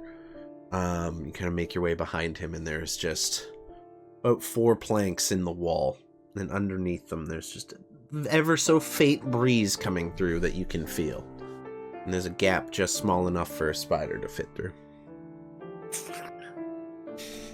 Okay. You scurry underneath. Dusty, what are you doing while the spider is going about his business? I basically follow up, kind of watching my step, and then just kind of take a seat if there is one. Yeah, there's the bench that people have been sleeping on. It smells rank. So does the rope just that you gotta gather sit. people have just been putting under their armpit while they're sleeping. Bench smells like ass. And Straight up ass. yeah, I suppose I'm gonna watch where the spider goes, and where Spider Carl goes. Okay. You watch as this little tiny spider scurries around looking for gaps in the floorboards for a minute, and then eventually kind of skitters in behind the shopkeeper and then disappears under one of the planks in the wall behind him. Fair enough. Fight Carl, Spider Carl. As you make your way through that gap, you come out on the other side and find yourself on top of a stone landing with a stone staircase leading down. And as you look to your right, you see a semi-large room, decently large. Some just completely encased in stone brick. It looks like this is a man-made basement. You're on this staircase over here. Let's zoom in on that. I forgot to put all the people on it. Anyway, you currently are on top of this staircase. You see 4 tables on your right, a large central table, and what appears to be some kind of gambling table in the back. All of them are full of people. Use your imagination. Good, thank you. There's what appears to be some kind of square, like ring of some kind with blood spattered over the stone floor. Looks like some kind of boxing ring of some kind. And you find yourself in the bustling establishment somewhere beneath here, beneath the lodging house here. There's an individual sitting in this red cloth chair that seems to be at the head of the group and is talking amongst themselves. You see piles of goods and supplies in one corner. You see them counting gold amongst their tables. You see them gambling in the corner. It seems like you've found yourself in, well, for lack of a better term, a den of thieves, as it were. None of them notice you as you're on that platform, but you do see there is a guard standing with a crossbow loaded at the bottom of the stairs. I'm just gonna stick to the wall and ceiling. Mm-hmm. Go and I'm just gonna skirt around, and I'd like to be above the table with the folks at it, and I'd like to just listen in for a bit. Okay. Roll me a perception check. Well, let's get it. Come on, princess. 16. Okay. You kind of hover over and listen. You don't see anyone you recognize from before. You do, however, see that same individual that you told to shut the fuck up the evening previous sitting in this chair with his buddies. And you realize this as you're over at that table. But you do take a moment to listen as well to the individual who seems to be leading this crew, more or less. He is a fairly young-looking half-elf. There's a slight point to the ears, though not like the full point that you would see on a normal elf, per se, with kind of ashy brown hair and smooth features. Quite handsome, kind of a darker skin tone. Looks very Mediterranean, I would say. And is just kind of generally well-dressed. There's rings on his fingers, and he's discussing with individuals who seem to be part of his crew. And you just kind of catch just little bits, as it were. Yep, what's up? Can I give Ryan one of the advantages? Sure. Go for it. I'm allow it. Let's go. Bless you. Thank You hover over Garcelle. here, hear him saying, "Now listen. If every single time you guys get a little nervous, you drop tail and run, we're not going to be making any money anytime soon. That's a problem for me, because if we can't pay the company comes down here with their weapons and blows us all to pieces. That's going to be a problem. The ships that come into port every single day are full of goods, but you pussies are too goddamn scared to even step foot on them. Now, I thought our organization was made up of better people, and if it's not, then maybe I'm gonna have to go through and rearrange things around here a little bit. I promise none of you are gonna like the way that looks. So, get your shit together, find your fucking balls, and perhaps, maybe, we might turn a profit this month, because I'm getting tired of dipping into my personal coffers to cover y'all's ass. You hear me? And they all kind of solemnly nod. Good. Get the fuck out of here. I got other business to tend to. And just pops open a bottle on his, a cork on his bottle. Downs himself a glass. And the rest of the group all kind of stand up and make their way away from the table, kind of filter off into different areas of the room, going about their business. File that away for later. Right. I'd like to.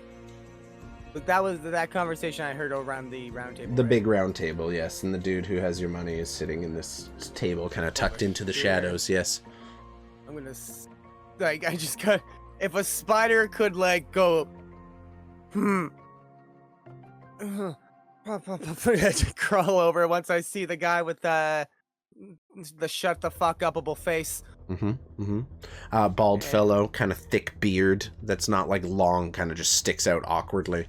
And he is counting money. And with that perception check, you can see very clearly that the coins he's counting are coming out of your coin purse. Oh. And you kind of just crawl above him as he's sitting there counting. I should never believe he told me shut the fuck up, so I robbed him when he went upstairs. Didn't even see me reach up from under the stairs. What a fucking loser. I'm just counting your money as he's talking shit about you. I love you, Ryan. It's not me. I know it's you him. do. It's not me. It's this guy. It's not me. It's this guy. What a loser. And honestly, he had more money than I was expecting. Shit. How much did you have, out of curiosity? What was the total tally there? 211. Oh my god. I have a lot of money. I like money. I could fucking retire tomorrow. I could. What are you doing?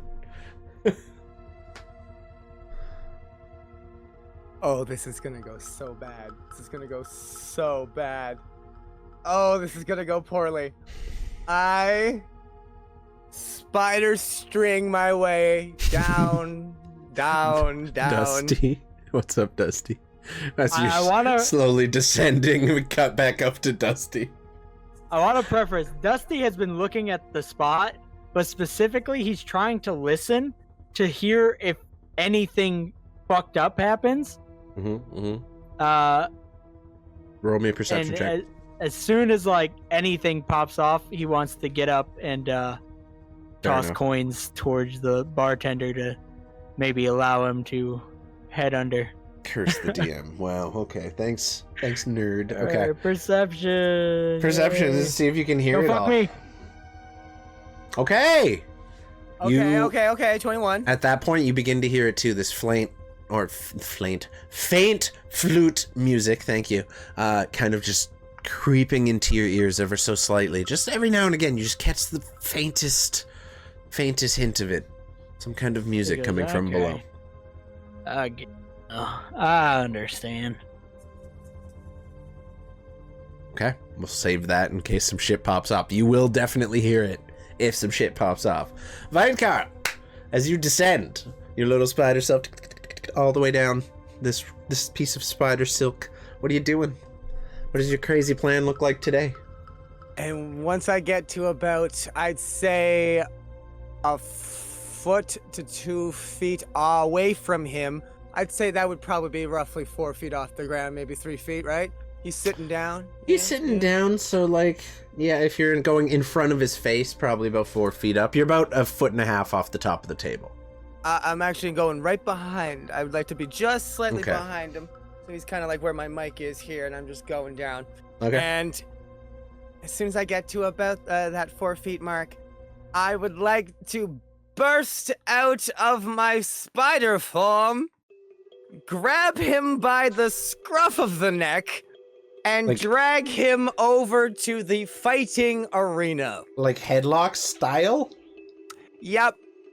I like to just like burst out and I come down and just like clothesline him as I'm coming down. And Okay. I go, "We have business to settle, friend." Roll me a, I guess athletics check with advantage because you're sneak stealth headlocking this motherfucker. Wow. 15 or- Crazy. I know. And I say that really And loud, so 15. I'm at disadvantage. 2 and a 1. I have to take the lowest, so nat 1. As you appear behind him, wrap your muscular Goliath arm around the neck and lock in like the fucking nastiest sleeper hold in history. He's kind of like, "Ugh, I don't know what you're talking about." He looks up, "Oh fuck!" Realizing it's you as you drag. Yeah, no contest, easy peasy. drag him as over. I'm dragging, Yeah, I you hear hear Vicar. We have business, friend. And you hear that immediately, Vicar. You start dragging him. As you do so, the tables, which are full of people, all stand and begin pointing. Some people are beginning to ready a knife to throw at you. There's crossbows being pointed at you. As you do so, as you're dragging this guy around, and you hear from the center table, "Put him down. I want to see this."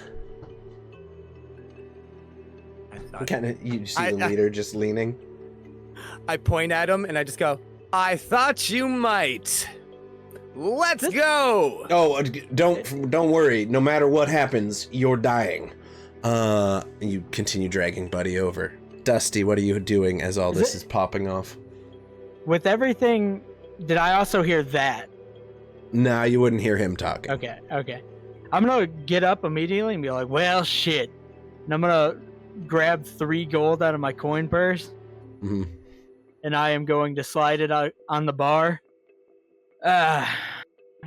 This enough to get me behind you? As he points towards the floorboard. Or the board. I have no idea what you're talking about. Well, we both know that's a damn lie, but I guess I can give you more if necessary.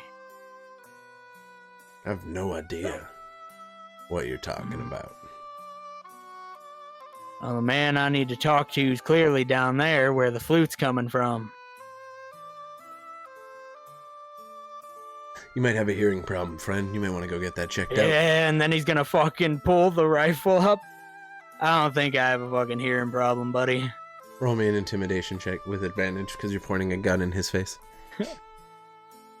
I was really trying to be a nice man. I apologize. Oh, that door. He kicks behind him and the door just pops open and swings on a pair of hinges in. You see just a staircase disappearing behind. He's gonna say, He still palms the gold off the table as he turns to point at the door though. Just very swiftly before you have a I let him chance. take it. I grab another coin out and flick it. I'm like, "Thank you, see? Catches Kindness." And I'm just gonna walk down. it with your gun ready and out. No, I have the gun, but it's like over my shoulders as I'm walking down the stairs. Okay. Begin making your way down the stairs. You see a crossbowman aiming to the center of the room. As you start walking in, he sees the light come from upstairs. He turns the crossbow to you. And you hear just from somewhere in the room is now you kind of making your way, and you see at this center table this well-dressed man that I described to Zeha or that Vicar before. Now, don't be rude to our guests. Let him in. Close the fucking door. The guards. Apologies for the intrusion. Well, it's fine. It seems to be a bit of a trend today. Apparently, we got a fight going on. Feel free to come watch. Place bets. Bets, anybody? Who's here to make some money? You see people actually beginning to take bets. And the thing is, this man is like struggling. You just see fucking Vicar dragging this skinny-ass bald dude across the floor to this ring. And you just try and pull him in. Eventually, you do get him into the ring. Someone slams the gate closed behind you and locks it. And do you let the guy go? What's the plan? I shove him into the far corner as I take a stance in the other corner. Okay. I take off my white jacket and my sword, Xechas's jagged knife, and put it all aside, and I just fold it all nicely, and I just... Well, get ready, come on! I don't have all day! I have to get a mini, dude! God!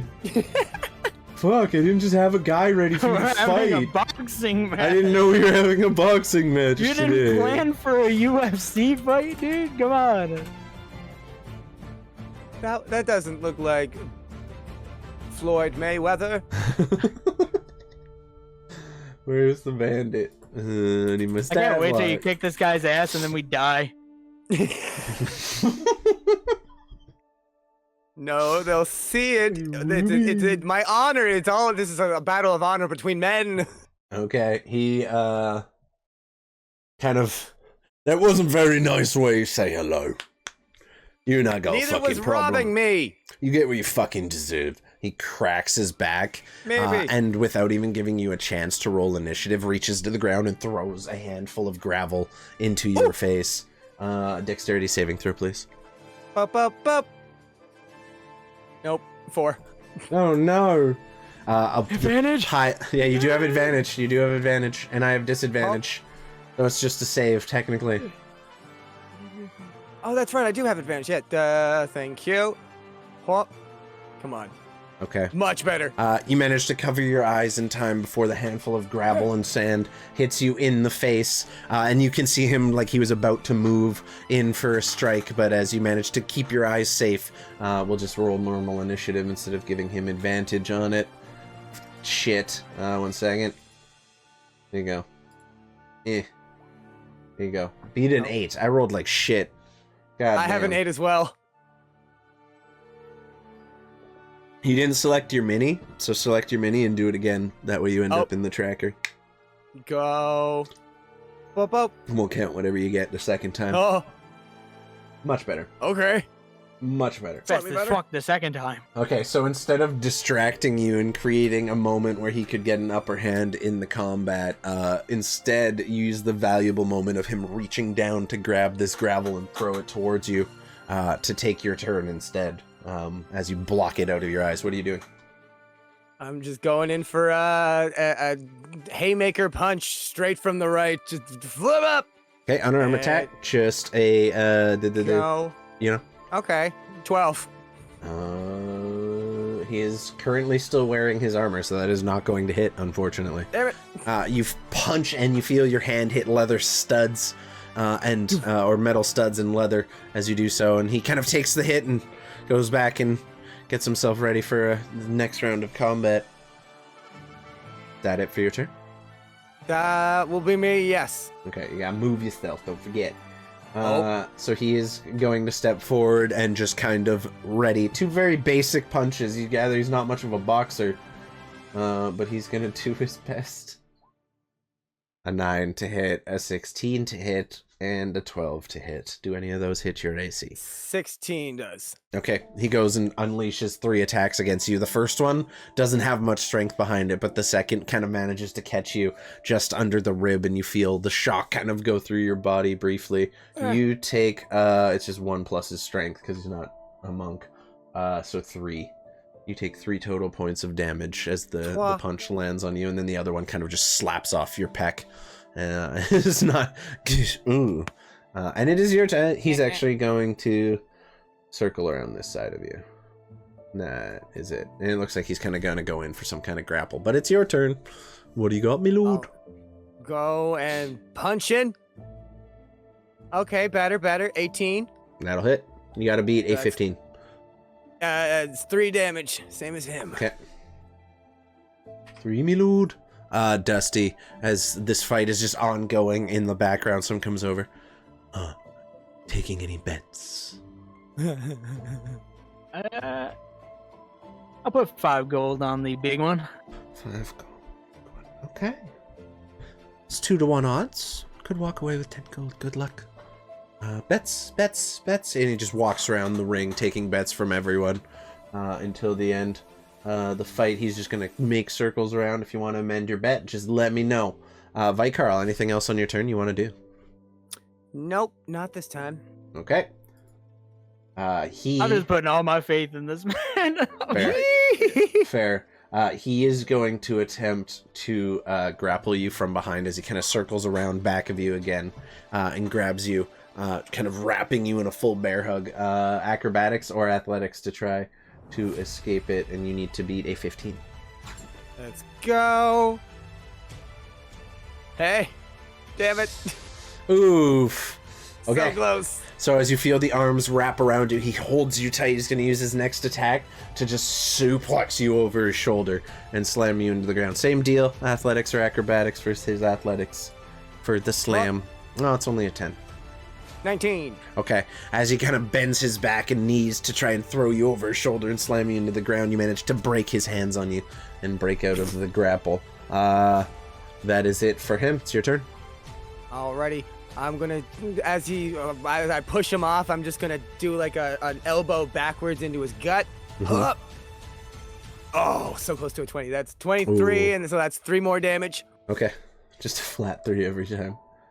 All right, easily done. He's starting to take a couple hits. You can see one of the cheeks swelling up as you land that punch immediately right on the cheekbone, causing some pretty substantial damage off the bat. Anything else? Nope. All right. He is going to...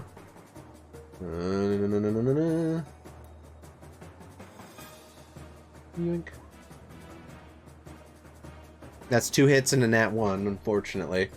So as you throw the elbow back into him, he's just going to double hammer fist you on the kind of catching you on the collarbone with each hand. That's going to be also 3 damage and then 3 damage. So you take 6 points of damage as both hands just connect with your shoulder blade or your collarbones and your shoulders. As he kind of steps in to try to throw an elbow. However, he slips a bit on the kind of damp ground and he throws himself off balance. So your next melee attack against him is at advantage because of the nat 1. He kind of stumbles and he exposes himself a little bit, leaving his back open. What are you going to do? I'm gonna go ahead and go in for a, I put my hands together and go down. Whoop, up. Okay, and with advantage, come on. Oh, fuck off. Oh, no. It's okay, it doesn't count as a nat 1. You try to slam your fist down on him, and he manages to spin out of the way, and you miss and swing at nothing entirely, and he readies himself for his next round against you. He's gonna take 3 attacks again. Damn it! 1 punch is gonna hit again for 3 damage as he just swings kind of into your stomach, catching you in the abs. Yeah, 3 whole damage to you. He is gonna circle around your back again, looking like he's going for the same thing. What are you doing? As he circles to my back, I kind of do like, I put my arms out and I spin, trying to close Helicopter, helicopter. Helicopter. And it works. 18 hits. Go ahead. 3 damage. 3 damage. With the fucking helicopter back fist. That's hilarious. Okay. Spin attack. You spin bonk right across the face, and you watch as one of his teeth flies out as his head spins to the side. Good. Good job. He's gonna stand up, wipe the blood off on his fist. Is that really the best you got? And he's gonna go. Pretty much. Go in and try to athletics you again. Damn it. He tries to reach around your waist, grabbing both arms behind your back. Athletics or acrobatics to escape, please. Oh, yes. So close. He grabs, and as he closes his hands and tries to lift, your weight is just too much. He can't get a good enough grip on you. I just and his go hands dead kind weight. of, he just, his hands come loose, and he's unable to grapple with you. That's it for his turn. Go ahead and do what you're gonna do. What you got? I horse kick backwards. Hup. There we go. 3 Dusty, more you're damage. watching the most nuts, bro. You're watching the most unconventional fist fight you have ever seen as the guy comes around you again. Amend your bets, sir. Amend your bets. You know what? I'll put another 5 gold on the big one. Another 5 gold. Oh, good, good, good. All right, thank you. Thank you. He goes around and continues taking bets as a horse kick happens. Was that the 18? Yep. That hits. So it's 3 more damage. 3 horse kick damage. This guy's was like talking. She's like, "That's the best you got." As you turn, plant your hands on the ground, and kick your feet up towards his face. hitting him as he does so. He kind of stumbles back. You can see swelling. His nose is bleeding. He's missing a tooth. He's starting to look pretty rough. You gather you are rapidly gaining the upper hand in this fight. Anything else you'd like to do with your turn? I think that'll be it. Okay. He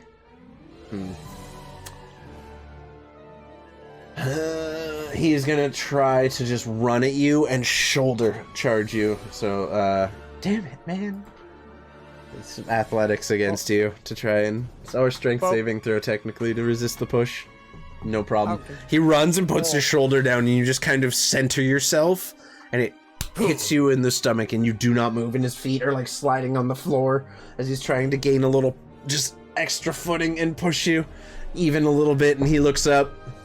I'm in trouble, aren't I? And it's your turn. A little bit, honey. What are you doing? I'm going to look down at him and just put my hands on his shoulders gently and try to go in for a headbutt. Huh. Roll me an attack at advantage. Oh, beautiful. And, come on, 20.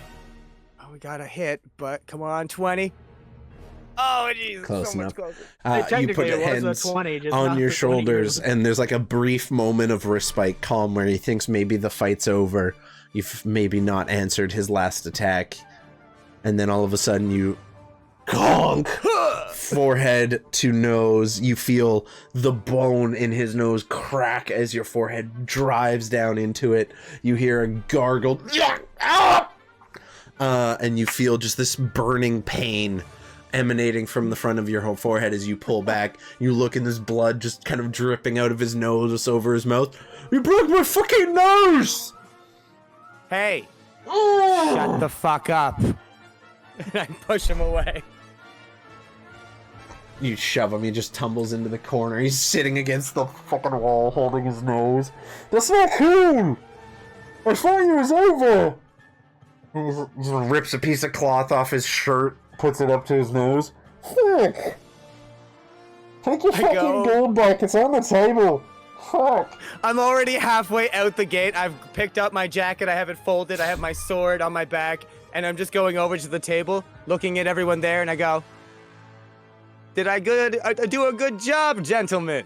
I just take the gold that I knew he was counting and bring it over to me. Everyone just looks at you stunned for a second. I'm holding it in my shirt. Everyone kind of turns to look at the guy sitting in the lead position on the table. He looks at both of you, kind of between you two for a second. Now I suggest you boys take a seat. We got business to discuss. And if you want to walk out of here alive, well, you better come sit with an open mind and an open ear, and more importantly, an open coin purse. Well, I will say, I was coming down here because I heard the commotion. Well, I'm always looking for work. No. Good. Gotta be a little careful. We do have to pull a job for the company soon, but... Now, you're gonna be pulling a job for us. At least you plan on walking out the of more this work, the basement better. with your lives. I mean, you've seen he's capable. I saw him beat the shit out of someone who's barely worth the fucking air he breathes. But sure, Agreed. We'll count it as an accomplishment. Well, I mean, we'll prove And more. you, what did I tell you about robbing the locals? We don't steal from people who live here. It's not how we make a good business. Ike, handle it. You see the guard with the crossbow go over, point it at the guy, pull the trigger, and shoot. The bolt goes straight into his heart, and he just collapses against the back post. His blood continues to drip out of his nose. Thank you. White Carl stifles a laugh. Dusty's gonna just look. Well, get what you fucking deserve, right? And he's gonna start walking his way down. I'm glad we understand each other. That sure shut him the fuck up, hey.